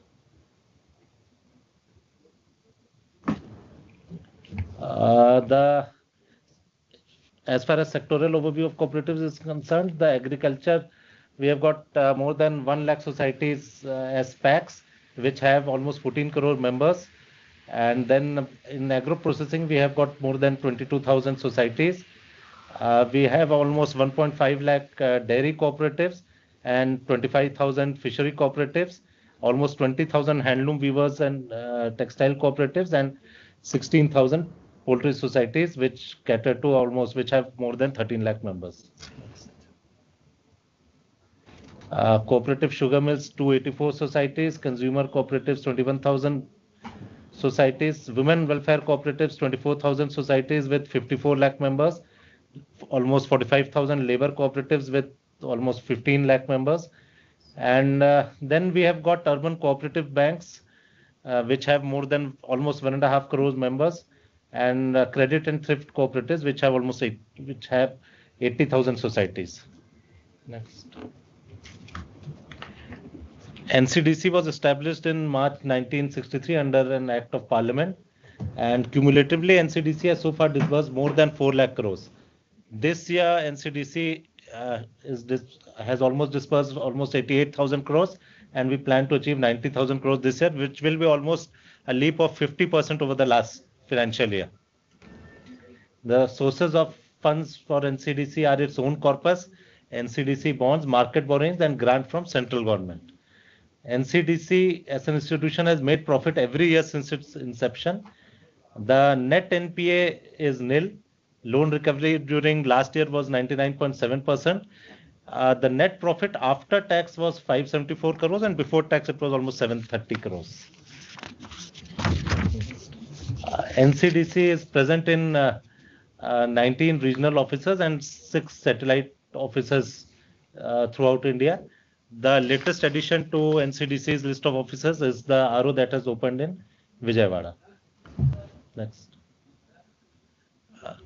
There are 2 modes of funding through NCDC. One is through state government or UT, and the second is direct funding. Under direct funding, a cooperative society can come with its own security, that is mortgage of assets, hypothecation of stocks or pledge, and otherwise it can also have state government guarantee as one of the securities. The rate of interest is can be fixed or floating, which is revised from time to time. Term loan NCDC offers between 8.5% to 10.07%, and working capital loans from 8% to 9.81%. We offer 1 to 2% lower rate of interest in focus products like Yuva Sehkar for new cooperatives and also innovative products, Ayushman Sehkar for health sector cooperatives, and Nandini Sehkar for women cooperatives. The timeline for sanction of loan is for working capital, it is 15 days, and for term loan, it is 30 days. This chart shows the growth in disbursement. From 2021, we can see it is almost 3, as Secretary Sir had pointed out, almost 3.5 times jump in 2024-25. The compounded annual growth rate is more than 35%. Next. This is a snapshot of the disbursements by NCDC. The major chunk of disbursement is led is led by marketing division. It is related to the MSP operations. And then we have got maximum lending, maximum exposure is to the credit cooperatives and banks, cooperative banks, followed by sugar. Next. The CAGR has been almost more than 35%. Floating interest rates and differential interest rates have been introduced. So reduction in margins has been done to provide more financial assistance to cooperatives. In fact, earlier we used to have a margin of more than 2 to 3%, almost 3% margin over our own cost of borrowings. But that has been reduced. So we are going in for the development of cooperative sector post the formation of ministry with corresponding there is a little bit decrease in our net interest margin, but it is beneficial for the sector as such. Then we have registered ourselves as member lending institution and eligible lending institution under CGT MSE, CGS FPO and CGFT Animal Husbandry. One more new thing that has happened recently is that appraisal of large size projects of other lenders through NCDC. We have done appraisal for Gujarat State Cooperative Bank. We have done 3 appraisal for dairy cooperatives. And we are the implementing agency for flagship Government of India schemes in cooperative sector like formation and promotion of 10,000 FPOs, wherein we have achieved the target of 1,863 registrations of FPOs. Then PMMSY and Pradhan Mantri Matsya Kisan Samriddhi Sah Yojana, which is a recent scheme that has been launched. Next. The impact of infusion of capital grant will be that the essence is that cooperative must be strengthened with accessible and affordable credit. Secretary Sir has highlighted the need of credit in the cooperative sector and how banks consider them as lending to cooperative sector as risky. So long-term and working capital loans for the cooperative sector will enhance productivity and drive inclusive growth. With 2,000 crore grant from the government spread over 4 years, NCDC will be able to raise 20,000 crores from the open market. And these funds will be utilized by NCDC for granting loans to cooperatives. So lower borrowing cost, as we know that as the gearing ratio, the borrowing ratio increases, the cost of borrowing for NCDC also increases. So if we have some grants from the government, this will lead to lower borrowing costs, which can be passed on to cooperatives. And with focused interventions and NCDC's proactive role, India's cooperative sector can unlock its full potential and contribute to the nation's goal of Viksit Bharat 2047, a self-reliant and prosperous India. With this, I would like to invite the panelists to put forth their views. Sir, the first panelist is Shri Subrat Kumar Nanda, CGM NABARD. Nanda ji, aap please. Thank you, sir. Yes. Respected Secretary, my co-panelists and others. As mentioned by Rohit ji, the total cooperatives is 8.25 lakh, and out of which the credit cooperatives are 2 lakh. And plus we have 352 district central cooperative banks and 34 state cooperative banks. Put together, the banking outlets is close to 1,25,000, which is the highest in the country. And the membership is close to 14 crore. But if we see the credit purveyor, then as on 31st March 2024 position, the overall credit purveyor by the cooperatives, I mean rural cooperatives, is 4%. And if we see the agriculture, then it is 9.5%. And this credit flow is declining day by day. If we see 1993 data, it was purveyor of credit by the cooperatives to agriculture was close to 33%. So now it stands at 9.5%. And this is what has resulted in this case is that these cooperatives have ceded their stated space to the MFIs. And the MFIs, all of us know, they charge exorbitant rates. and still the members or still the rural community, they still go to MFIs and they avail this exorbitant rate. That means this shows that there is opportunity, there is potential. So if all of us can put our weight behind all these things, we can together reclaim this space which we have ceded to the others, especially the MFI. Now, coming to this credit flow, as data showed, there are important credit cooperative societies. PACs we have 1,05,000. Then dairy societies we have around 1,40,000. Fishery society 26,000. Handloom weaver society 20,000. Livestock and poultry about 17,000, etc. So the first thing that actually I think we can do as a part of the principle as enshrined by our Honorable Cooperation Minister is this cooperation among cooperatives. In the cooperation among cooperatives, we have seen the Gujarat model, Gujarat experiment, how the CASA deposit could be mobilized very successfully. The members' enrollment also increased.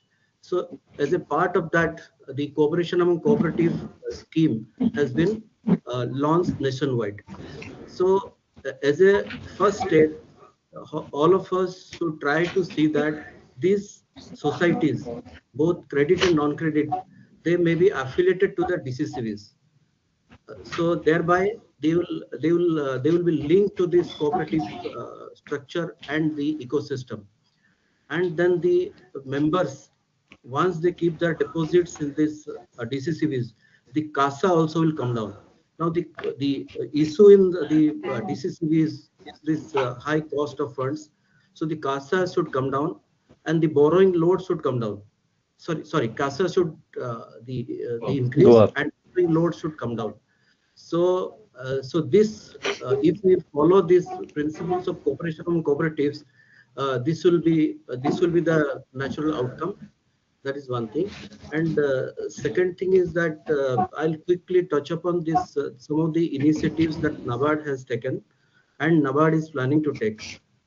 NABARD, actually the primary role of NABARD is the institutional development, and cooperatives are one of our institutions for which actually our mandate and mission states so. We have been supporting this cooperative through initiatives like the PACS development cell. Now, the grassroots level organization, that is this PACS and also the non-credit society, they should be strengthened and invigorated. For that, actually, we have a scheme called PACS development cell. Now we are again coming out with a revamped PDC scheme, PACS development scheme, which will be launched with effect from 1st April 2025, wherein actually the manpower will be placed. PDC is basically grant-based support scheme from our CDF, wherein we'll provide this, we'll create a cell in the DCCVs to support these PACs. And thereby the cell will be manned by experts and they will prepare the BDP for the PACs, they will handle these PACs, they will initiate necessary business operations for the PACs, etc. Right now it is for PACs. We can also think of including the other non-credit societies, especially dairy and fishery societies as well. Now, similarly, in the state cooperative banks also, we have set up this BDPIC. It stands for Business Development Product Innovation Cell. So we have about 21 BDPIC in the country out of 34 STCBs. We are also revising this scheme in a big way. Based on our learning in the past 3 to 4 years, we are going to revise this BDPIC scheme in a big way. The third initiative that we have initiated is this PACS Accelerator Program. So this is a pilot program. Currently, the initiative is going on in 30 identified PACs of the country in 3 states, Rajasthan, UP and Telangana. But our intention, based on the learnings of these 30 PACs through this PACS Accelerator Program, our intention is to scale up to at least 10,000 by the next year, and another 20,000, 30,000 packs like this in a gradual way by the end of 5th year. Means by the end, by 2029, our intention is to cover at least 40,000 packs in the country through this Packs Accelerator program. So this Packs Accelerator program is basically intended to support the packs in their non-credit business activities. They will also, this PTC and this Packs Accelerator, they will support the packs in a big way. All of us understand that the grassroots level structure, once it is invigorated and strengthened, the other two tiers are strengthened. That DCCB and STCB, they will get strengthened. So, sir, I would request kindly adhere to the time limit of 5 minutes. Yes. Then relating to the NCDC, as shown in the slide, the NCDC can provide direct lending to cooperatives and also can provide the interest subvention wherever the cost of credit is high.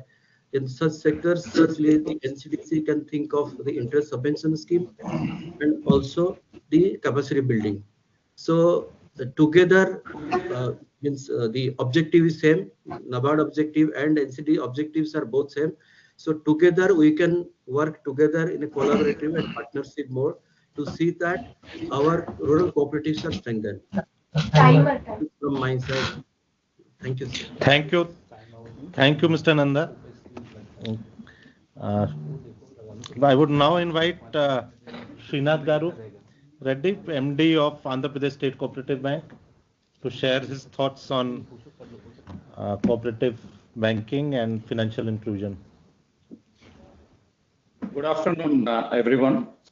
Respected Secretary Sir, senior officials from MOC, my fellow panelists and other dignitaries. Sir, at the outset, let me thank NCDC, sir, for continued support to APCOM.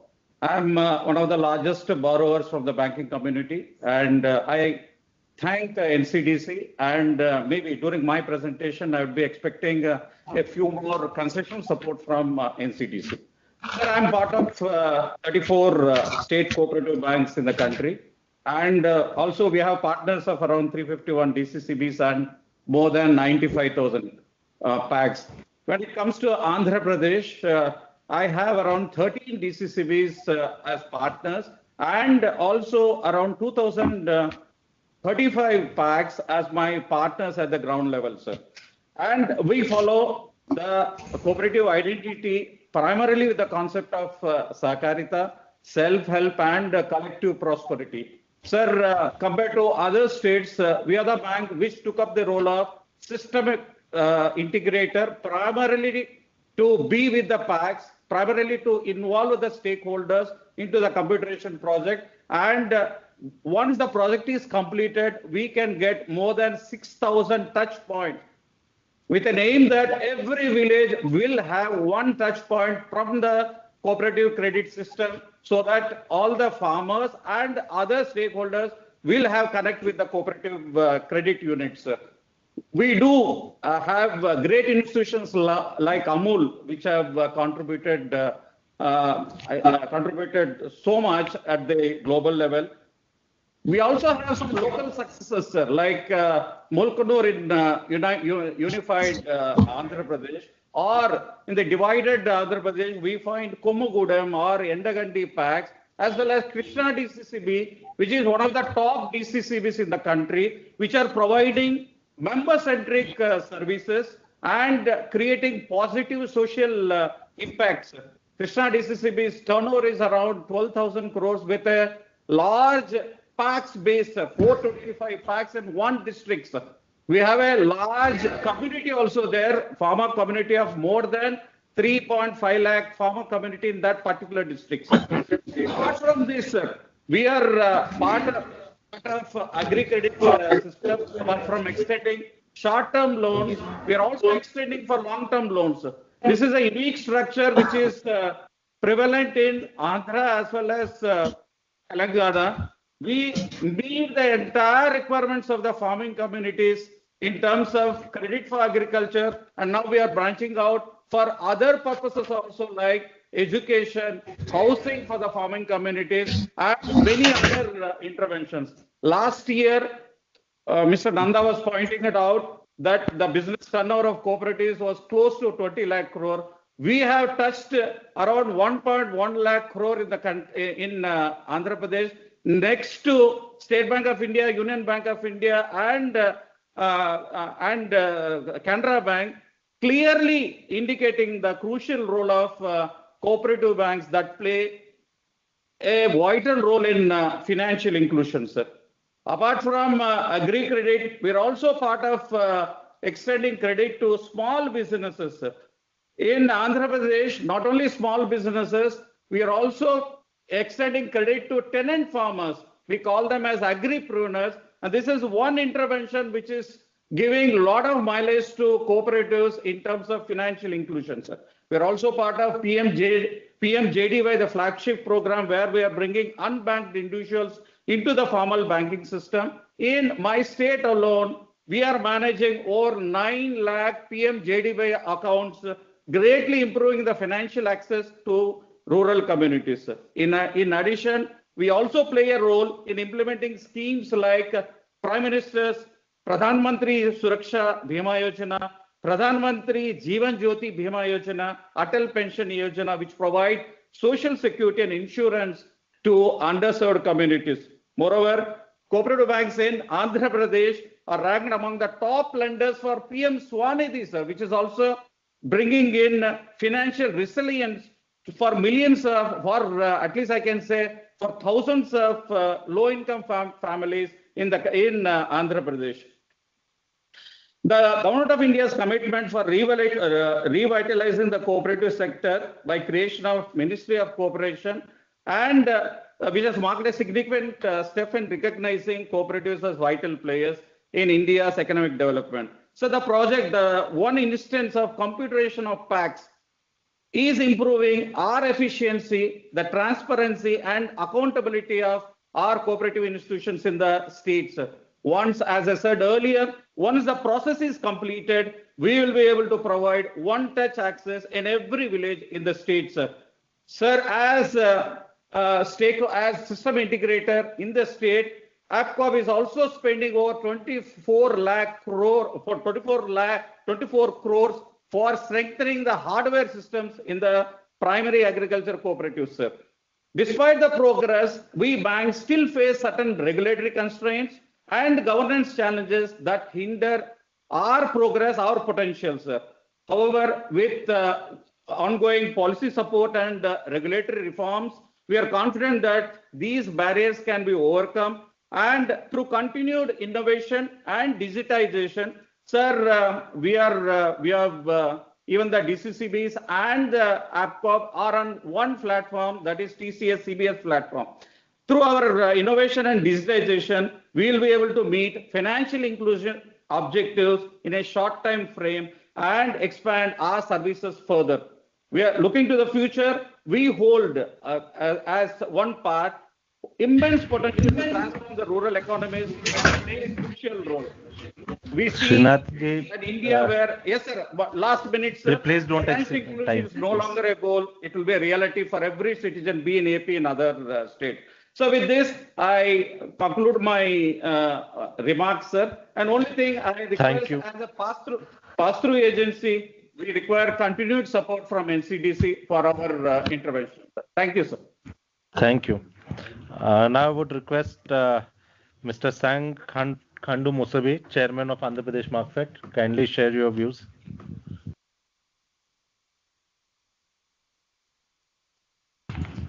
Good afternoon, all. Respected.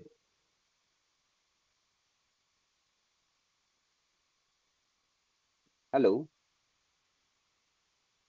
Hello. Hello. Yes, please, you can speak. Good afternoon, all. Good afternoon. Sir, जैसे कि मैं Arunachal Pradesh north east से हूं sir. Hello. हाँ, बताइए. We can hear you. Sir, okay sir. तो हमारे sir, मैंने लास्ट टाइम मीटिंग में भी कहा एनसीडीसी में सर कि हमारे नॉर्थ ईस्ट में फाइनेंशियली बहुत वीक है, कोऑपरेटिव सेक्टर में बहुत वीक है।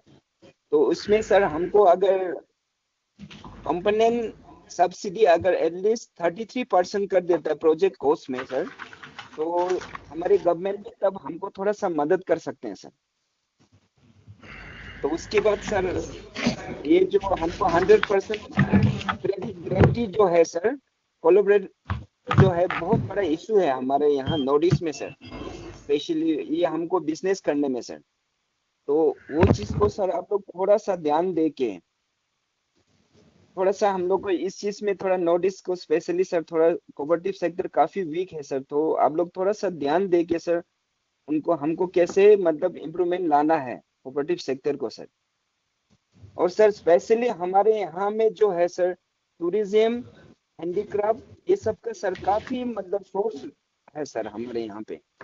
यूजली अभी हमारे जो नॉर्थ ईस्ट में सर सबसे ज्यादा जो अभी सोर्स ऑफ इनकम है वो टूरिज्म से आ रहे हैं सर।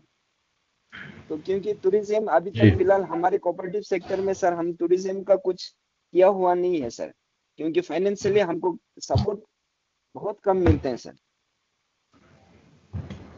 तो इसमें सर अगर एनसीडीसी से अगर हमको अगर 33 एटलीस्ट 33% अगर कंपोनेंट सब्सिडी अगर प्रोजेक्ट कोर्स को देता है तो ठीक हमारे स्टेट गवर्नमेंट भी उसमें हमको सपोर्ट कर सकते हैं सर एनसीडीसी के थ्रू से। और उसके बाद सर जो हमारा कंज्यूमर स्टोर वगैरह है वहाँ, ये हमारे जैसे अरुणाचल प्रदेश, मिजोरम में सर कंज्यूमर जो स्टोरेज है सर विलेज गांव में सर वही चला रहे हैं हमारे दुकान वगैरह। तो काफी मतलब दिक्कत भी होते हैं सर हिल स्टेशन में सर। क्यों?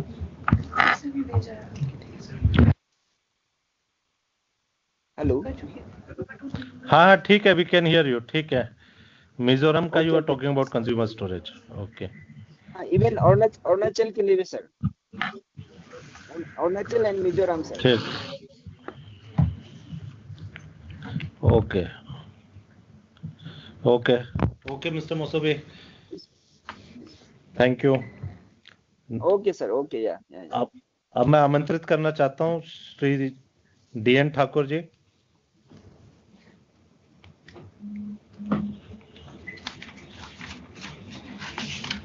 धन्यवाद रोहित जी। हाँ, आई होप मेरी आवाज सुन रहे हैं सब कोई। हाँ, आ रही। बहुत बहुत धन्यवाद रोहित जी और सभी मित्रों का एनसीडीसी में। And good afternoon to all को पैनलिस्ट।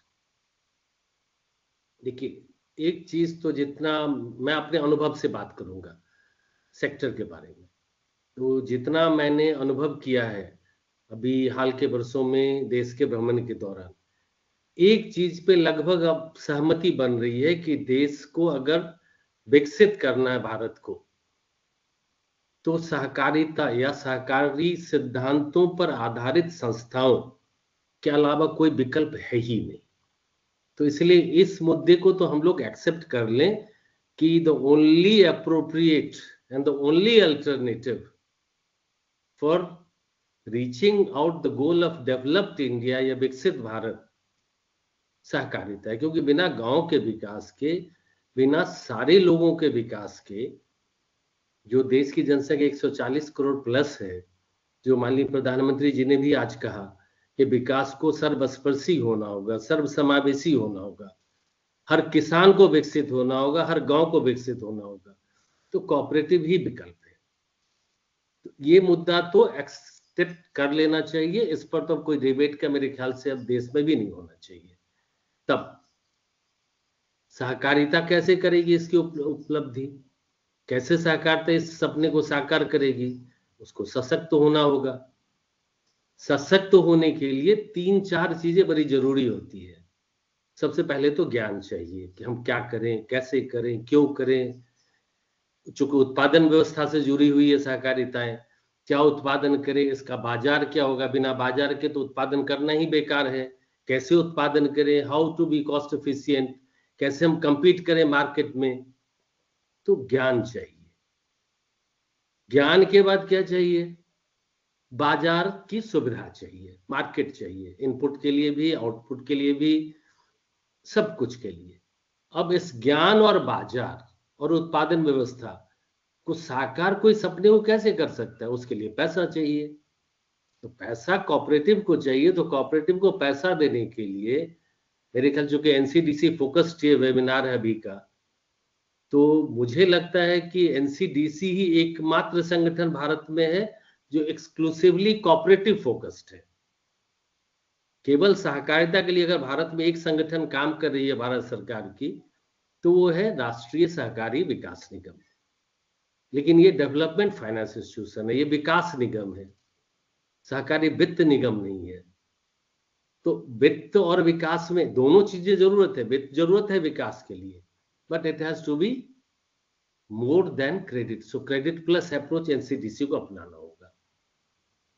क्रेडिट प्लस अप्रोच के क्या मतलब? जैसे मैंने पहले कहा, आपको आपकी है एक एकेडमी है LINAC, but beyond LINAC you have to think of कि पूरी जो देश की एक प्रशिक्षण व्यवस्था भी चल रही है, उसको कैसे हम लिनाक से जोड़ें, या एनसीडीसी कैसे वहां तक पहुंचे ताकि सहकारिता को ट्रेंड मैन पावर मिल सके, जिसको आप फंडिंग कर रहे हैं, जो आपके फ्यूचर के क्लाइंट होने वाले हैं। तो आपका मैंडेट है पूरे देश की सहकारिता का विकास। तो उसके लिए आपको ये फोकस रखना होगा कि कैसे ट्रेंड मैन पावर उपलब्ध करा जाए, कैसे मेंबर को अवेयर किया जाए, ताकि वो जाने तो सही उनको करना क्या है।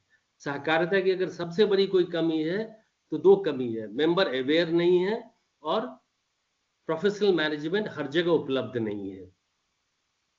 फिर जो मैंने ऑब्जर्व किया, आपने एक अपनी उपलब्धि बताई थी रोहित जी, तो 75,000 करोड़ तो मार्केटिंग क्रेडिट है आपका। तो अगर मैंने पूरा, वैसे मैंने जस्ट जोड़ा क्विकली, अगर मेरा समझ सही है तो around 95% of your credit goes for production purpose, production credit. Investment credit का शेयर जो है वो 5% से कम ही है आपका।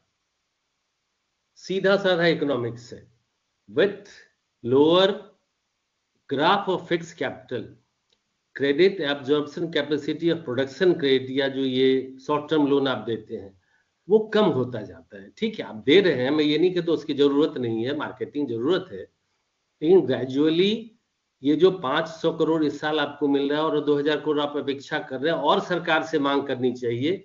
आपने सही कहा कि हमें अनुदान चाहिए, सब्सिडी चाहिए, ग्रांट चाहिए, जैसे भी करके सरकार को भी सोचना होगा और एनसीडीसी को भी सोचना चाहिए कि हम अपना शेयर टर्म लोन का या इन्वेस्टमेंट क्रेडिट का आप कैसे बढ़ाएंगे। अगर वो नहीं बढ़ता आपका, वो ग्राफ अगर स्टैग्नेंट रहता है आपका या नीचे जाता है, डिमिनिशिंग होता है, तो ये लॉपसाइडेड ग्रोथ होगा।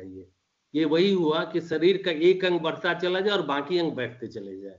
तो फिर ये it's not a healthy sign, ना एनसीडीसी के लिए ना कोऑपरेटिव सेक्टर के लिए, क्योंकि एनसीडीसी नहीं करेगी तो करेगा कौन?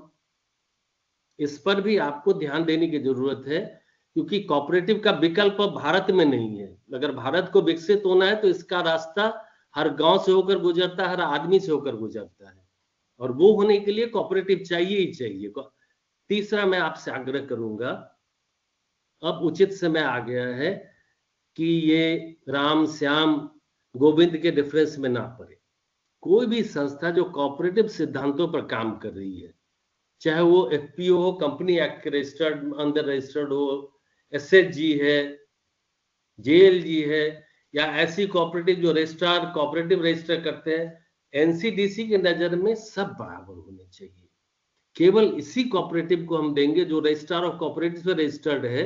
ऐसा पार्टीशन अप्रोच ऑफ एनसीडीसी को छोड़ देना चाहिए। Let it be for the people to decide कहाँ सुविधा हो रही है।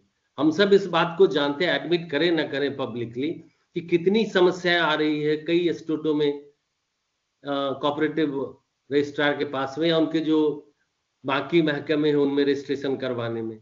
अगर किसानों को लगता है कि नहीं हम यहाँ क्यों पचड़े में पड़े, हम एफपीओ बना लेते हैं कंपनी एक्ट में, बनाने दीजिए। आपकी नजर में सबको आप बराबर ट्रीट करना चाहिए एनसीडीसी को। तो ये राम श्याम गोविंद का भेद ना करें, सब भगवान ही है, सब कोऑपरेटिव ऐसा करें, ये भी मेरा एक आग्रह होगा। तो मोटा मोटी मेरा 3 सजेशन होगा आपसे। Integrate functioning of NCDC with knowledge and extension as well. Focus on increasing investment credit share. तीसरा ये विचार के लिए है कि अब ये उचित समय आ गया है, अगर आप लोग सोचते हैं तो, कि हम ये डिफरेंशिएशन छोड़ देंगे। जो भी संस्थाएं सहकारी सिद्धांतों पर काम करती हैं, सहकारी वैल्यूज पर काम करती हैं, एनसीडीसी की नजर में सबका मान एक जैसा होना चाहिए, क्योंकि देश में बड़े पैमाने पर एफपीओ बन रहे हैं। कंपनी एक्ट में भी कई सारे स्टेट में तो रजिस्टर ही नहीं कर रहे हैं एफपीओ कोऑपरेटिव में, तो क्या करेंगे बेचारे। तो इसीलिए आप एफपीओ तो बना, आपने सपोर्ट किया 1800, मेरा सुझाव होगा कि आप कंपनी एक्ट के भी रजिस्टर्ड एफपीओ को सपोर्ट करने का सोचिए। ये 3-4 सुझाव मेरे होंगे फॉर फ्यूचर पर्पस। लेकिन एक तो मेरा बहुत क्रिटिकल सुझाव है कि raise the share of investment. उसके लिए सरकार को भी चाहिए, सेक्रेटरी साहब अभी नहीं है, बट मेरा मैसेज उन तक भी मेरे ख्याल से पहुंचेगा ही कि मिनिस्ट्री को सोचना चाहिए एनसीडीसी को स्ट्रेंथन करने का इन लाइंस पर। थैंक यू, बहुत बहुत धन्यवाद, बहुत बहुत धन्यवाद। Now I would like to invite mister T K. Kishore Kumar. Audible? Mr. Kishore? Audible, sir? Yeah. Yes, we can see you. Honorable dignitaries, esteemed stakeholders and cooperative leaders, it is an honor to be here today at this post-budget webinar on agriculture and rural prosperity. Cooperatives play a vital role in India's socio-economic landscape, yet many struggle to transform into successful enterprises. Today, we discuss how the National Cooperative Development Corporation can support this transformation with a case study of ULCCS Kerala, a shining example of cooperative success. ULCCS is from a small labor cooperative to a global model. Founded in 1925, 100 years back by 14 poor laborers in a remote village in Kerala, ULCCS is now one of the world's leading workers' cooperatives. Today, it directly employs 18,000 people and expanded beyond infrastructure to IT services, skill development, education, housing, agriculture, and special focus on senior citizen and specially able people. ULCCS succeeded by embracing technology, forward and backward linkages, and professional management. It set up UL Cyberpark, UL Technology Solutions, Skill Development Institute, and programs and artisan support initiatives like craft villages. Unlike many cooperatives that hesitate to modernize, ULCCS leveraged technology to enhance productivity and business growth. To replicate this success across India, we propose a comprehensive cooperative development model addressing finance, technology, infrastructure, employment, and socio-economic growth. For this, we have to develop financial support mechanism ensuring affordable credit, dedicated cooperative credit fund to provide low interest term loans, including large-scale infrastructure projects and working capital, special financing scheme for cooperative enterprises across multiple sectors, encourage performing cooperatives with incentives and special low-cost financial schemes. Professionalism, innovation, and diversification, etc., should be taken care for getting special incentive schemes. Government-backed credit guaranteed to reduce risk for banks. Interest subvention of 5 to 7% for cooperatives with social impact. Artificial intelligence-based credit assessment to improve financial credibility. My second point on technology and upgradation and innovation that driving to modernization. So we need a special fund for automation, artificial intelligence, and IoT adoption. Skill and digital training centers in partnership with leading IT organizations. E-commerce and digital payment integration for cooperative business. Third point, infrastructure and market linkage that enhance competitiveness. Cold storages, warehouses, and processing units in cooperative clusters. National Cooperative e-marketplace to connect cooperatives with global buyers. Export promotion and branding support for regional cooperative products. Fourth point, employment and livelihood generation. that will expand opportunities. Rural Cooperative Employment Guarantee Scheme to support job creation, subsidies for cooperatives hiring women, youth and marginalized group, startup incubation centers to nurture new cooperative ventures. Fifth point, socio-economic upliftment and sustainability that ensure inclusive growth. Women-led cooperative development programs and financial and digital literacy training. Promotion for green cooperatives in solar energy, organic farm and eco-friendly manufacturing. By implementing this integrated model, we can empower cooperatives, enhance rural employment and promote sustainable growth. The success of ULCCS Limited proves that cooperatives can thrive as modern business enterprises with right financial and policy support. Let us work together to transform the cooperative sector into a driver of rural prosperity and national development. Thank you, Jai Hind. Thank you, Mr. Kishore. Now I would like to invite Shri Jain Mehta, MD of GCMMF. Mr. Mehta, please. Respected Dr. Bhutani sir, distinguished panelists, and ladies and gentlemen, thank you so much for having this important webinar on how we are able to usher in a revolution for the farmers associated with the dairy industry through more support like issue of credit cards to the formal banking system supported through the cooperatives in the coming year. We are also grateful to Honorable Prime Minister for sparing his valuable time to guide us and inspire us for his dream for Viksit Bharat, and we as members of cooperatives would identify our roles in achieving this goal for the country. Starting with the dairy cooperative movement, and as was spoken by Dr. Bhutani sir in his inaugural address, the dairy cooperatives provide a very important contribution to making India the largest producer of milk in the world. The Amul model, which was started in 1946 with just 2 village cooperative societies and 247 liters of milk, and its subsequent replication across the length and breadth of the country under the Operation Flood program has made India the largest producer of milk in the world. And today, with about 200,000 village dairy cooperative societies and 240 million metric tons of milk has become the largest agricultural crop of India, the largest producer of milk in the world, and more importantly, 1/4 of the total milk in the world is being produced in India today. In the next 10 years, going by the growth of production of milk in the country and the situation in different parts of the world, more than 1/3 of the total milk in the world will be produced in India. So India has a chance to become a dairy to the world. And with the kind of strategies taken by our new Ministry of Cooperation under the able guidance of Shri Amit Shah sir, who is the Honorable Minister of Cooperation as well, our Ministry of Cooperation has been taking very, very important steps in spreading the cooperative movement across the length and breadth of the country.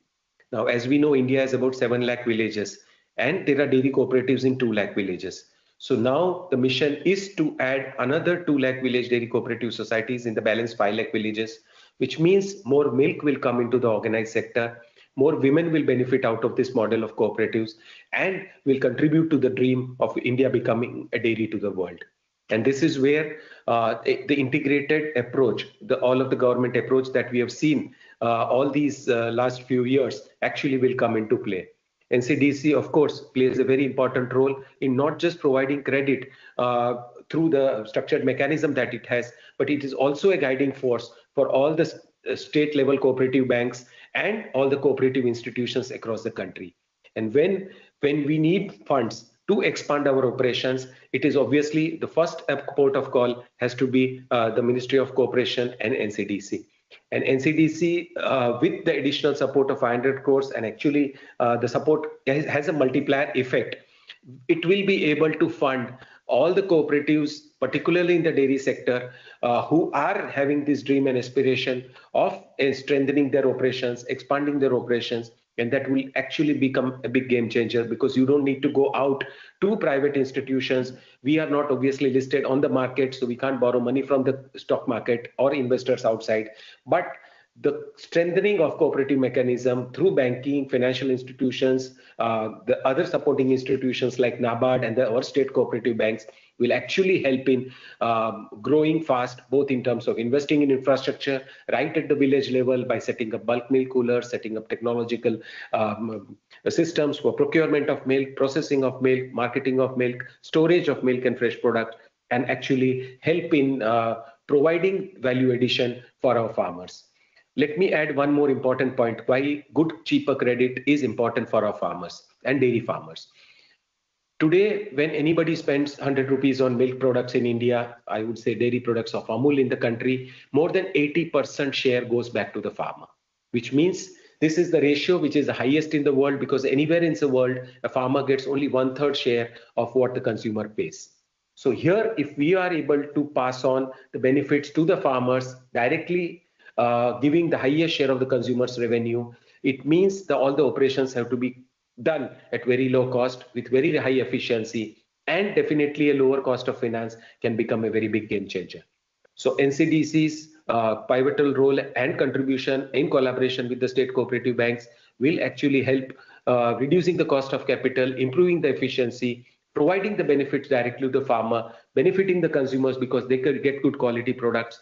Women empowerment becomes also a very important part. Social upliftment in rural areas becomes very important, and as a result of which we'll be able to do it in a much better way.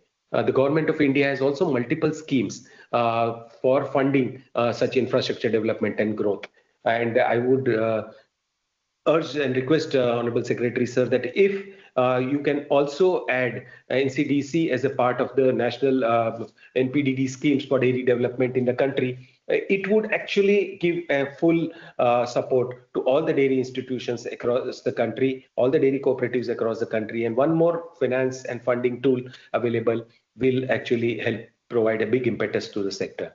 So, sir, we are very thankful for you for chairing this meeting and giving us a continuous guidance to the cooperative sector across the country, and the dynamic approach of the ministry will usher in a revolution, and we will all achieve the dream of Viksit Bharat, which Honorable Prime Minister has shown us, and we as the dairy sector are indeed committed to achieving this in the shortest possible time. Thank you so much.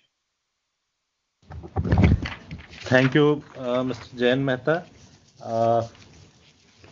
Thank you to all the panelists who have spoken their views on the diverse topics. Now I would like to invite intervention by experts. I would like to invite Mrs. Manju Rajpal, Principal Secretary Cooperation in RCS Government of Rajasthan. Ma'am, are you there? Yes, I'm there. नमस्कार सभी को. Sir, जो अभी पूरा discussion NCDC का support cooperative को कैसे मिले और कोऑपरेटिव्स आगे बढ़ने के लिए जो क्रेडिट क्राइसिस हम अभी देख रहे हैं सर, उसमें कैसे एनसीडीसी का रोल हो सकता है, उसमें I would like to compare my experience working with self help group in RD and help of NABARD flowing there and help of ministry flowing there, and NCDC का जो सपोर्ट कोऑपरेटिव सेक्टर में मिल रहा है उसमें sir the volume is too big, and जब आप उसको state wise compare करते हो then I come to know that where do I stand in NCDC का जो पूरा क्रेडिट पोर्टफोलियो है उसमें राजस्थान कहीं पे फिगर आउट नहीं होता है. It's just a small window and that's too expensive. So with this thing I would like to request कि जब ये सपोर्ट सर 500 करोड़ का हर साल का हम अभी जैसा आपने बताया कि 4 साल तक मिलेगा, तो my first request is that कि हर स्टेट के लिए एक क्रेडिट अवेलेबिलिटी का विंडो एनसीडीसी को ओपन करना चाहिए. There can be various sectors sir. If I don't have sugar mills then I can't take support of NCDC, ऐसा नहीं होना चाहिए. बहुत सारे सर हमारे कोऑपरेटिव सेक्टर में जो इश्यूज हैं उसको एड्रेस करने के लिए state governments in budget now they are bringing many schemes sir. Like in this year's budget जो अभी हम ऑपरेशन में हैं सर, उसमें 2 स्कीम्स है हमारी, वेयर दे से दैट अगर एग्रीकल्चर में हमें लोन देना है एसएलडीबी के थ्रू और कोऑपरेटिव सेक्टर के सीसीबीज के थ्रू, तो उसमें एग्रीकल्चर पे 5% का इंटरेस्ट सबवेंशन है और नॉन एग्रीकल्चर प्रोजेक्ट पे अगर कोई लेता है तो 7% का है. It can revive the entire cooperative sector, but the thing is that हमारे पास उतना स्कोप होना चाहिए, हमारे पास उतना क्रेडिट होना चाहिए, उतना डिपॉजिट होना चाहिए। तो हमारा पूरा जो क्रेडिट सेक्टर सर जो अभी हेवीली डिपेंडेंट अपॉन डीसीसीबीज है, उनका पूरा पोर्टफोलियो है is dedicated to only short term loans. तो मेरा रिक्वेस्ट सर ये है कि जो इस तरह के प्रोजेक्ट हमें कोऑपरेटिव सेक्टर को टर्न अराउंड करने में हेल्प कर सकते हैं, उसमें कोई एक ऐसी विंडो कार्व आउट होनी चाहिए where we give our projects and those that kind of assistance जो हमको स्टेट में चाहिए वो हमें मिले। सर एक सजेशन मेरा ये है कि जो हमारा self employment through women self help group अगर हम देखते हैं, थ्रू एफपीओ देखते हैं, थ्रू जो हमारे पैक्स हैं उनके थ्रू जो सहकार से समृद्धि में पूरा इंटरवेंशन हमने ले रखे हैं, उसमें द थिंग इज दैट अगर वो अपना कोई इनिशिएटिव लेना चाहें तो उसमें जिस विंडो में वो इनिशिएटिव ले रहे हैं उस पे स्टेट का इंटरेस्ट सबवेंशन लेते हुए अगर उनको एनसीडीसी से कोई सपोर्ट वर्किंग कैपिटल के लिए मिले और वो चीप रेट्स पे मिले, that would be beneficial. Sir मैंने तीनों सेगमेंट्स को देखा, फिशरीज मेरे यहाँ पे नहीं है सर, डेयरीज में there is no presence of NCDC and cooperative sector में एक 400 करोड़ की विंडो हमें 11% पे मिली हुई है।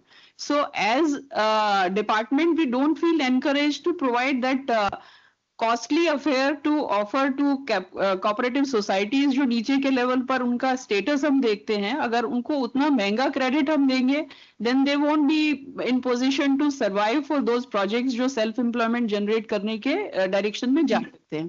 तो मेरा रिक्वेस्ट सर ये है कि अब एक बैंक सेल्फ हेल्प ग्रुप का भी राजस्थान में राजस्थान महिला निधि हो गया है which is also on board of हमारे अपेक्स कोऑपरेटिव बैंक पे, स्टेट बैंक पे उसकी मेंबरशिप है। तो जो हमारा पूरा 50 लाख महिलाओं का जो एक पूरा बड़ा मूवमेंट है उसको हम सपोर्ट कर सकते हैं एनसीडीसी से, और जो हमारे अपने 80 लाख मेंबर्स हैं सर जो हमारे अपने डीसीसीबीज के नेटवर्क पर हैं, अगर उनके लिए भी हम नॉन फार्म और फार्म में जो गवर्नमेंट की स्कीम्स हैं उसका बेनिफिट देना चाहते हैं, तो मेरा रिक्वेस्ट ये रहेगा कि स्टेट वाइज कुछ विंडोज हमें कार्व आउट करना चाहिए और उसका जो इंटरेस्ट रेट है वो रीजनेबल रखना चाहिए। That would be a big help to the cooperative sector from NCDC. Thank you, ma'am. Thank you for your valuable suggestions. Now I would like to invite Shri Saurabh Babu, Principal Secretary Corporation, Government of Uttar Pradesh. Good Sir, are you afternoon, there? sir. Thanks. Yeah, I'm there. Thanks for allowing, sir. Sir, on the similar lines as said by Rajasthan, sir, अभी जैसे I was just analyzing जो NCDC का total जो credit है sir 90,000 crore में से 75,000 तो procurement में है सर, रेस्ट में भी सर मतलब it is almost 95% is going for procurement business and sugar में है और फाइनेंसिंग एक्टिविटीज में है। Now coming to UP sir, अगर हम देखते हैं तो इसमें sir last few years in fact current year तो नेग्लिजिबल है sir, because procurement credit availability from the banks is easily available and at a much better rates than compared to NCDC. तो जो अभी राजस्थान का इशू है सर वही हमारा issue है कि एनसीडीसी का despite that the credit has gone up to 90,000, the states few of the states are not getting the benefit. तो हमें इसमें कुछ या तो सर इसमें कुछ हमें नई एक्टिविटीज लेने की जरूरत है। इनफैक्ट जो 95% केवल 2 ही एक्टिविटी में जा रहे हैं सर, तो we need to find some activities जो कुछ स्टेट्स में हम लोग ज्यादा कर सके, या फिर प्रोक्योरमेंट में ही कुछ हमें we have to subsidize the credit to the states जहाँ पे की हायर रेट्स में अवेलेबल है। And other than that sir इसमें अभी हमें बहुत सारे ऐसे एक्टिविटीज लेने की जरूरत पड़ेगी सर, जैसे कि हम केवल 2-3 में ही कंसंट्रेटेड है मेनली। तो now we should go back to the higher value chain processes, जैसे कि डेयरी प्रोसेसिंग, फूड प्रोसेसिंग, इनमें हमें सर ज्यादा एक्टिविटीज को लेना चाहिए, स्पेशली उन स्टेट्स में जैसे कि यूपी में जहाँ पे कि काफी ज्यादा पोटेंशियल है। सेकेंड पार्ट में सर जो मेरा सजेशन है कि इसमें जो स्टोरेज की जो फैसिलिटीज क्रिएट हुई थी सर पहले हमारे स्कीम्स में, वो इस समय बिल्कुल बंद है सर। तो स्टोरेज के लिए हमें we should find ways to credit and increase the storage capacities. Third sir suggestion ये है कि जो रूरल यूथ के स्किल अपग्रेडेशन के लिए भी हमें लेबर कोऑपरेटिव के थ्रू अगर हम लोग कुछ एक्टिविटीज कर सकें, ताकि इनकी जो labour capacities of the rural cooperatives improve करने के बाद इनकी जो अर्निंग कैपेसिटी है वो बढ़ सकती है। फोर्थ सजेशन जो सर हम लोग रखना चाहते हैं that is regarding the green and sustainable future के लिए जो सोलर पैनल्स के मैन्युफैक्चरिंग के लिए या फिर जो रूफ टॉप के लिए बायोगैस के बारे में क्रेडिट के हम लोग कुछ प्रोजेक्ट्स अगर ले सकते हो। And lastly I would suggest कि जो क्रेडिट में डिजिटल रिवॉल्यूशन के लिए सर जो हमें टेक्नोलॉजी ओरिएंटेड कोऑपरेटिव्स अगर हम लोग कुछ फॉर्म करके उनको फाइनेंस कर सकते हो तो इससे सर हमारा एक तो जो डाइवर्सिफिकेशन ऑफ द क्रेडिट होगा और उसके बाद जो स्टेट्स में जहाँ पे हम लोग कर नहीं पा रहे हैं वहाँ पे हम लोग कुछ इसमें बेनिफिशियल कुछ कर पाएंगे। Thank you sir. Thank you, sir, for your valuable suggestion. Now, I would like to invite Srimati V. Amutavalli, Secretary, Department of Handloom, Handicraft, Textiles and Khadi, Government of Tamil Nadu. Ma'am.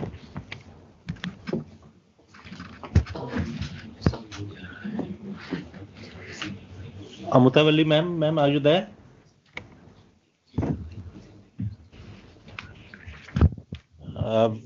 We'll go to Shri Prakash P. Naknavare, MD of National Federation of Cooperative Sugar Factories. Thank you. Thank you, Rohit, and good afternoon to all. On this platform, I would like to share that the majority of cooperative sugar mills are unable to secure funding due to their non-fulfillment of certain financial criteria of banks. As a result, they remain in short of funds for capacity expansion. Now, it is true that without access to long-term funds, cooperative sugar mills fail to invest in new technologies, innovations, and other areas that improve productivity.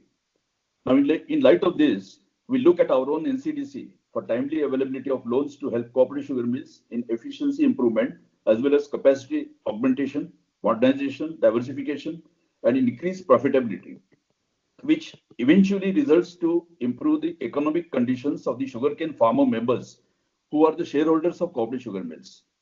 Now, in addition to funding required for installing multi-feed distilleries to produce fuel ethanol from maize, I would like to pick up from NCDC concept note the need for capital infusion for technological upgradation. There is a need for dedicated fund for technological modernization, enabling cooperative sugar mills to adopt innovation that enhances efficiency and environmental sustainability. Sir, the Indian sugar sector is poised with a threat of shortage of sugarcane in the coming years, because 6 million hectares cane area having been plateaued, while irrigation sources are limited. India being the largest sugar consumer and the second largest sugar producer in the world ranking, this shortage of sugarcane is going to pose a threatening challenge for not only the existence of country's sugar sector comprising of 530 sugar mills and over 50 million sugarcane farmers, but will force India to become a perpetual sugar importer to meet the increasing domestic sugar demand. Now, to mitigate this projected threatening challenge, the artificial intelligence-driven precision sugarcane cultivation technology, which is now available and having shown extremely encouraging results in pilot projects, wherein almost 40% productivity surge and 50% cost reduction by way of reduced irrigation, labor, fertilizers, and agrochemical is possible. Sir, we at National Federation plan to make available this technology to the sugarcane farmer members of cooperative sugar mills. And just to start with, in a small way, phase 1 to cover only 1,500 farmers via 15 cooperative sugar mills, an amount of about 750 crores will be required, for which NCDC needs to be infused with additional funds. Secondly, the existing system of manual harvesting of sugarcane is becoming obsolete, and that needs to be replaced by large-scale mechanical harvesting, for which we at National Federation have prepared a plan to make available 5,000 cane harvesting machines to 200 cooperative sugar mills, requiring approximately funding of 6,900 crores over next 5 years. So detailed working on both the proposals are ready with us. For both the above, we are dependent on NCDC's funding support, for which NCDC needs to be given additional capital infusion, helping it to mobilize and raise the additional funds. Thank you, sir. Thank you, Mr. Prakash. Now I would like to invite Shri T. Manoharan, Chairman of Matsafed Kerala, for his views. Yes. Mr. Manoharan. Yes. A warm welcome to one and all present. Manoharan D. I am Chairman of Matsafed, and I take this opportunity to discuss on problems faced by cooperatives and the need for financial assistance in tackling issues like post-harvest losses, supply chain efficiencies, and price volatility in fishery sector. Importance of cooperatives in fisheries. Cooperatives play a crucial role in empowering small-scale fishers by providing collective bargaining power, shared resources, and market access. They help in stabilizing incomes and ensuring sustainable fishing practices. Challenges faced by cooperatives in fisheries. Post-harvest losses. Due to lack of proper storage, processing, and preservation of facilities, a significant portion of catch goes to waste. Supply chain inefficiencies, inadequate infrastructure, transportation issues, and lack of cold storage lead to delays, increased costs, and reduced product quality. Price volatility. Fishermen are vulnerable to fluctuating market prices, which impact their earnings and economic stability. Role of financial assistance, investment in cold storage and processing. Funds can help cooperatives build modern storage and processing facilities to reduce waste. Upgrading infrastructure. Better transportation, logistics, and digital market access can improve efficiency in the supply chain. Market stabilization mechanisms. Financial aid can support price stabilization funds, insurance schemes, and direct market linkages to reduce dependency on middlemen. Technology adoption. Grants and low interest loans can help cooperatives adopt modern fishing equipment, digital marketing, and sustainable fishing methods. Reduce the interest rate of NCDC loan. This issue had been discussed with the Honorable Minister of Home Affairs and Cooperation, Sri Amit Shah, during his visit at our network on 3/9/22. Government and institutional support. Restore the 50% central government subsidy for the IFDP scheme that had been suspended from last year. Governments, financial institutions, and development agencies must collaborate to provide subsidies to loans, grants, and technical training of fisheries cooperatives. Public-private partnerships can help create innovating financing solutions tailored for the fisheries sector. Long-term benefits. Strengthening cooperatives with financial assistance ensures food security, job creation, and economic resilience in fishing communities. It promotes sustainable fishing practices which benefit both the environment and the future generation of fisheries. Thank you. Thank you, Mr. Manoran. Sri Anupam Kaushik, please, from NCL. Thank you, Rohit, for this opportunity to share my views. We all know that the share of agriculture sector and allied sector is approximately 17%, but the share of this sector in gross fixed capital formation is around 2.4%. And that is the reason that our participation in value-added segments of export of Indian agri and allied products is very, very limited, and most of our producers in the raw or primary forms. So I think NCDC can play a pivotal role in addressing that issue of ensuring that there should be a very, very clear emphasis on gross fixed capital formation in capital creation, capital of all types, human, organizational, and physical. When all three kind of capitals can be created in the cooperative initiatives taken up by Honorable Ministry, I think we will be able to create a significant value enhancement on the lines of dairy and sugar, where the creation of human, physical, and organizational infrastructure has resulted into long-term benefits coming from the value-added product marketing, both in domestic and international markets. So I think NCDC can play a pivotal role through model DPRs, identifying the exact areas of investment in all these three categories, and can help, including participants like us, where we can identify the target cooperative organizations who can be benefited with these specific target policies. Thank you, sir. Thank you, Mr. Kaushik. Now I would like to invite Shri G. Vidyasagar Reddy from Telangana Sridhari.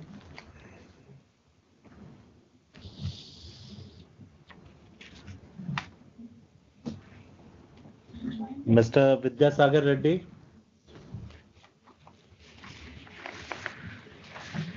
Shri Manohar Gopal Joshi from Jawahar Shetkari Shakkar Karkhana.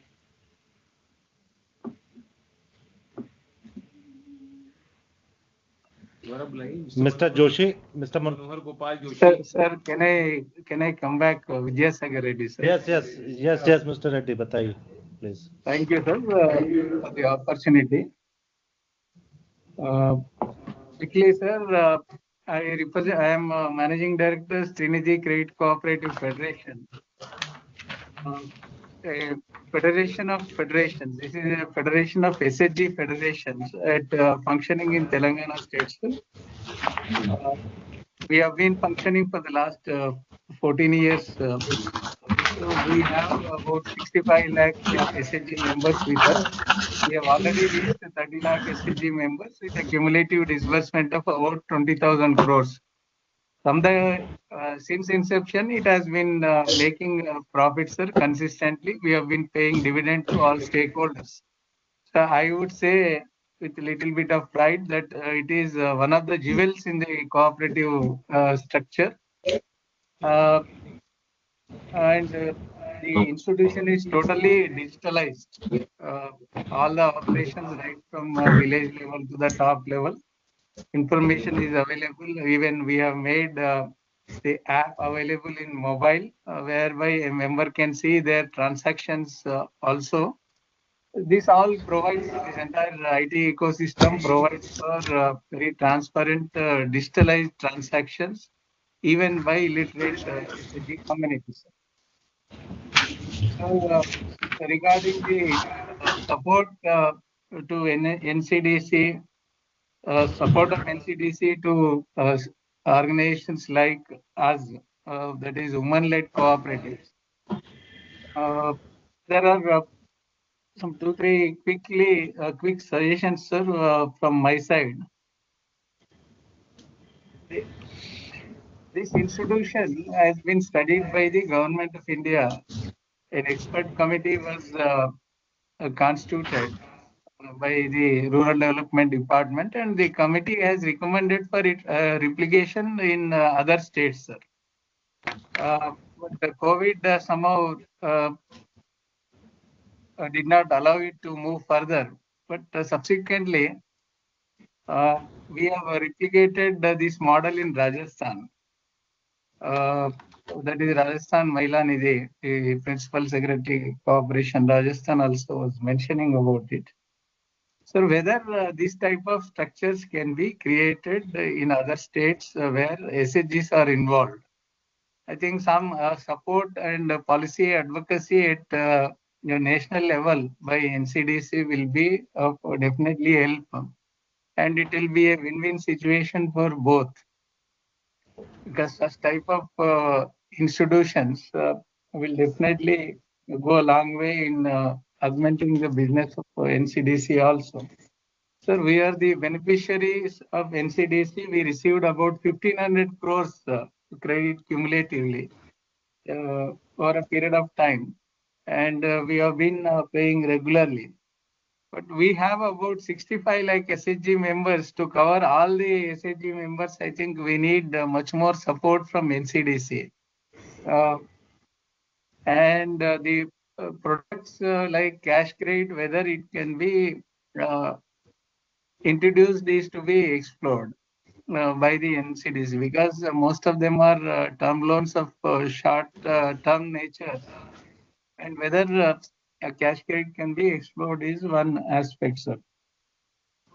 There are certain other things. I think NCDC, if extends support to the cooperative structures.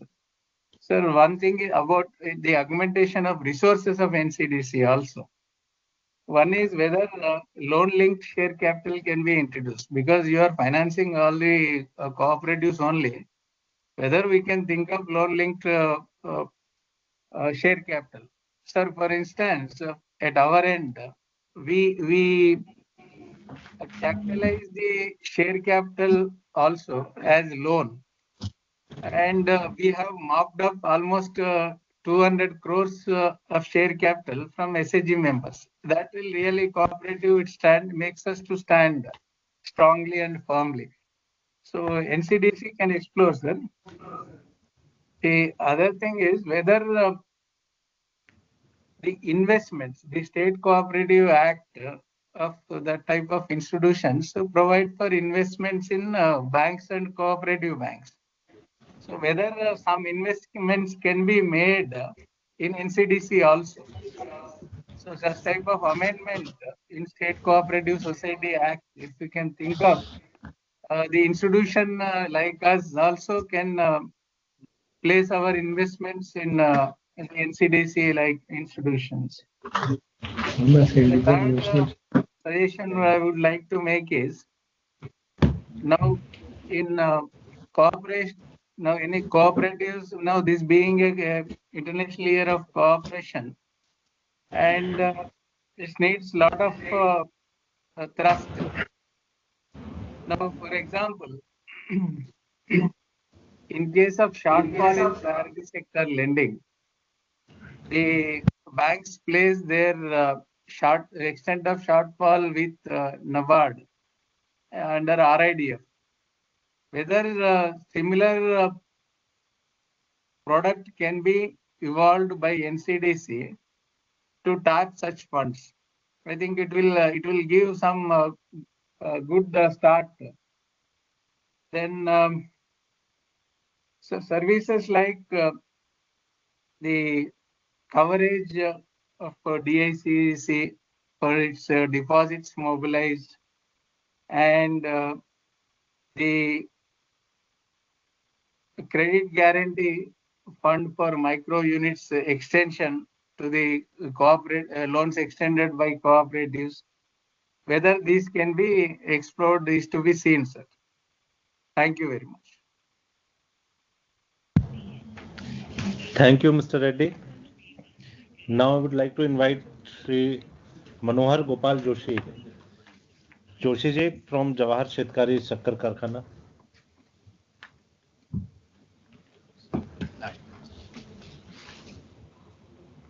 Joshi ji सुबह से mister मनोहर गोपाल जोशी सुबह से जुड़े हुए थे जुड़े हुए हैं क्या वो नहीं कर पा रहे हैं अपना unmute Is the video on? His video is on? Video उनका अब नेक्स्ट पे श्री चेतन जोशी जी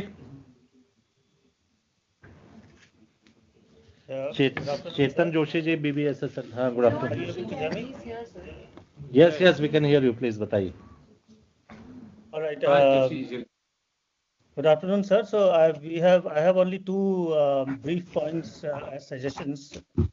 Two main difficulties, main challenges that we are seeing that the societies are facing. One is in the membership availability of funds, because there have been 4 or 5 such examples where we are returning the partially deposited money back to the societies because as per their eligibility they could not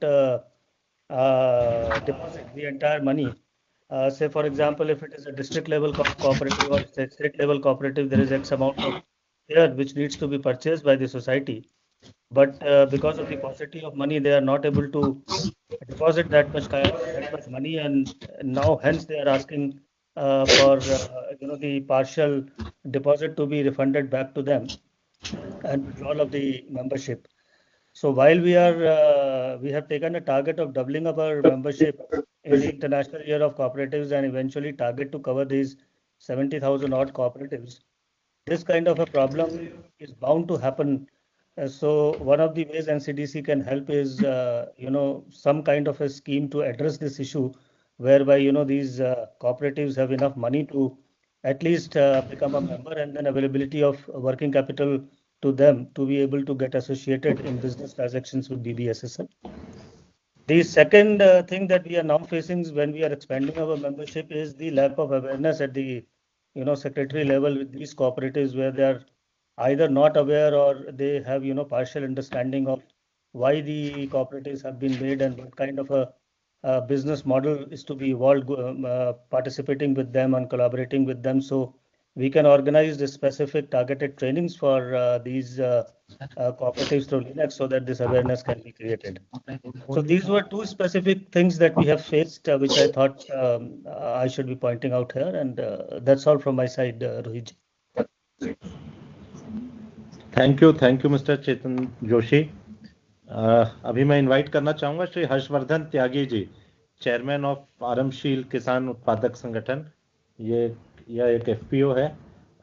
mister Tyagi. Good afternoon sir. Good afternoon sir, am I audible? Yes you are audible, please बताइए। Thank you so much for giving me this opportunity to speak on role of NCDC in promotion of FPOs in cooperative sector. Sir, we are one of those FPOs जो 10,000 FPO scheme में भारत सरकार द्वारा बनाए गए थे, and we are very thankful to NCDC for giving us the various grants as well as the loans, and as of now हम लोग काफी अच्छा परफॉर्म कर रहे हैं, and NCDC के थ्रू हम लोगों के जो आज सेल्फ सफिशिएंट हम लोग हो चुके हैं कि हम लोग अपने लोन्स को रिपे भी कर पा रहे हैं। सर कुछ सजेशंस है I would like to keep here as an FPO. Number 1 sir suggestion ये है कि हम लोगों को युवा सहकार के स्कीम के अंडर में जो एनसीडीसी लोन्स देता है उसमें sir fixed rate of interest हम लोगों के ऊपर लगता है। इफ इन केस हम लोगों को जो ये इंटरेस्ट रेट है ये फ्लोटिंग इंटरेस्ट रेट हो जाता है, आरओआई अगर इसका होता है तो काफी अच्छा एक बेनिफिट हम लोगों को मिल सकता है एफपीओस को, क्योंकि अभी हम इनिशियल स्टेजेस पे हैं तो हम लोगों को थोड़ा सपोर्ट चाहिए। And other one would be like banks जैसे सीसी लिमिट, क्रेशन क्रेडिट लिमिट प्रोवाइड करते हैं। अगर एनसीडीसी भी एफपीओस को ये सीसी लिमिट का ऑप्शन दे तो काफी रेवोल्यूशनरी चेंजेस हम लोग देख सकते हैं इस एफपीओस के जो स्कीम गवर्नमेंट प्रमोट कर रही है उसमें।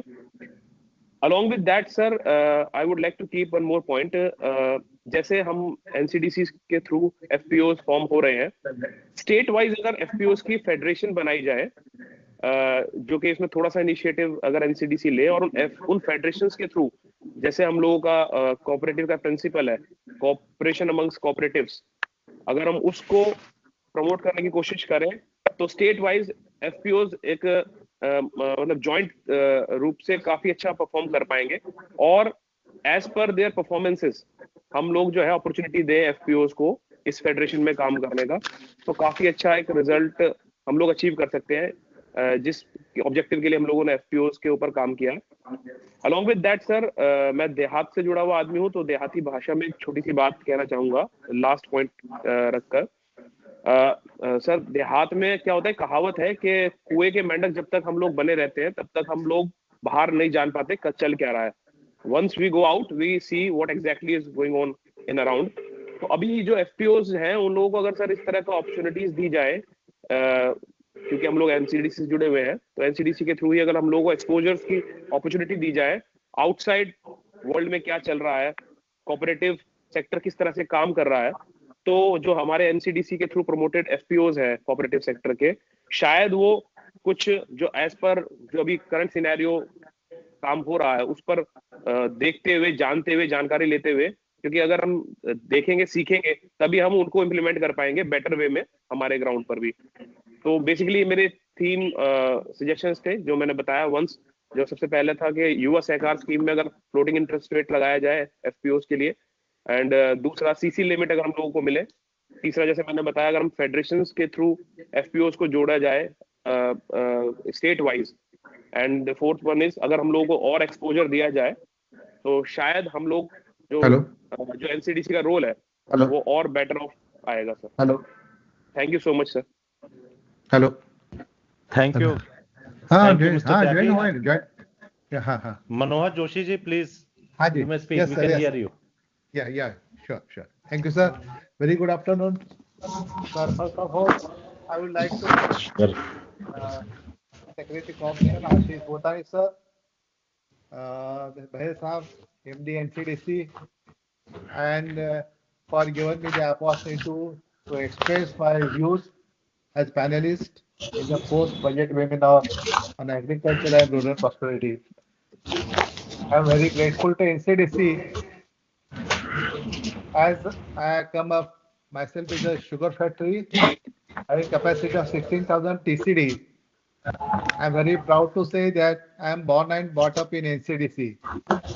In 1992, way back 1992, NCDC first come out with the direct funding scheme, and I am the beneficiary from that stage till today.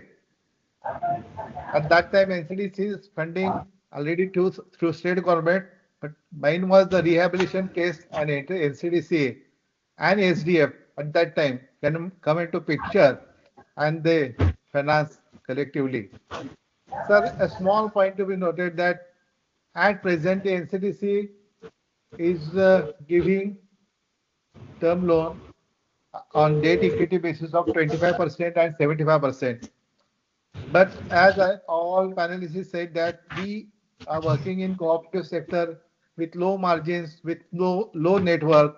So many times we cannot meet the financial parameters to get the loan.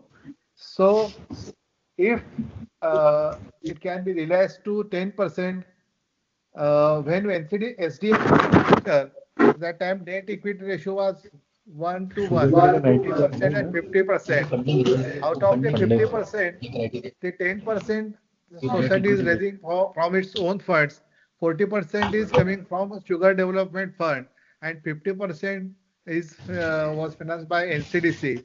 But since last few years, SDF is not giving any loan to sugar mills. So my humble request to NCDC and to secretary and all dignitaries. So if you can reduce their debt portion margin for long-term loan to 10%, then we can come up with the new modernization, new value addition projects in our sugar mill. And we are very much thankful for the NCDC for giving the loan for working capital at 8% for 1 year, and very welcome stage decisions by NCDC. And it is rightly mentioned in the budget that the NCDC is getting around 2,000 crore in next 4 years, 500 each year. It's a welcome stage by the government of India, especially Ministry of Cooperation. And with these views, I request that if NCDC can come out with the proposition of 10% equity margin for cooperatives for modernization and expansion, so lot many cooperative sugar mills will come to take the advantage of the scheme, and because the sugar sector is a sector wherein the 80 to 85% portion is going directly to the farmers' pockets, because farmers do harvesting and transportation of their cane many times, and he gets the actual 70 to 75% payment of FRP. So this is the agriculture sector wherein the agriculturist is directly involved in the activities, and he gets the maximum outlay of a sugar mill. So my humble request to all of you that to come up with the scheme with a lower rate of interest, with a lower margin from 25% to 10%, to take advantage to cope up with the challenges that is coming up the sector in the coming years, especially in the modernization and value addition in field of sugar factory. If you can accommodate all these things in your submissions to the ministry, I am very grateful to all of you. Thank you very much. Was she able to join? Thank you. Thank you, Mr. Manohar Joshi ji. Only one panelist remains. Srimati B. Amutavalli, madam, if you are there, if you are able to join, kindly speak. Otherwise, we'll end the session. Dhananjay ji, we can end the session then. Ma'am nahi jud payenge. Acha, you can take the next agenda. No?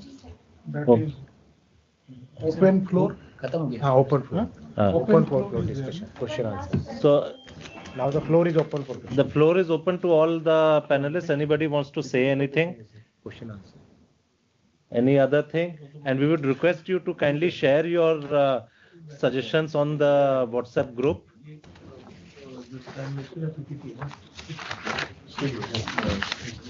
Because these need to be sent to Department of Agriculture and Farmers Welfare उनका सारे collect करेंगे suggestions and will be sending it to them.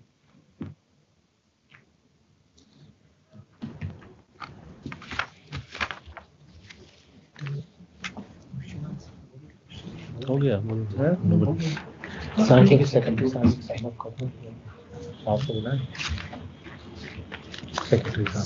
को मिला दीजिए, फिर समझ करना या कर दें.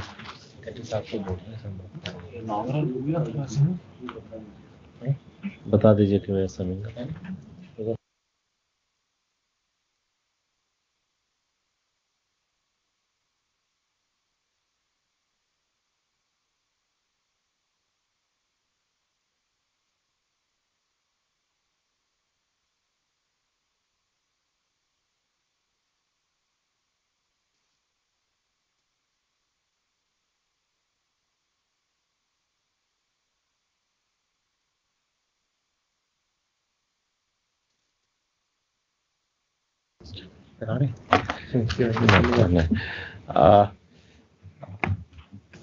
I would like to extend heartfelt thanks to Secretary Sir, JS Sirs, and all the panelists and all the experts who have spoken. One thing that came out clearly by the panel was that the financial grant to the capital grant to NCDC will definitely help in the increase of increasing the share of credit to the cooperatives, which has declined over the years, and then that NCDC should play more active role in training, and NCDC needs to diversify from its present emphasis on marketing, that is procurement operations, to other sectors which are in dire need of capital and which need to grow so that the country can achieve the aim of becoming a developed nation. So thank you all. We will collate your suggestions, and if you can send us a soft copy on the group, it would be very helpful. Thank you. Thank you all. Thank you. Right, sir. Thank you. Thank you. Thank you so much, sir. Thank you so much. Thank you.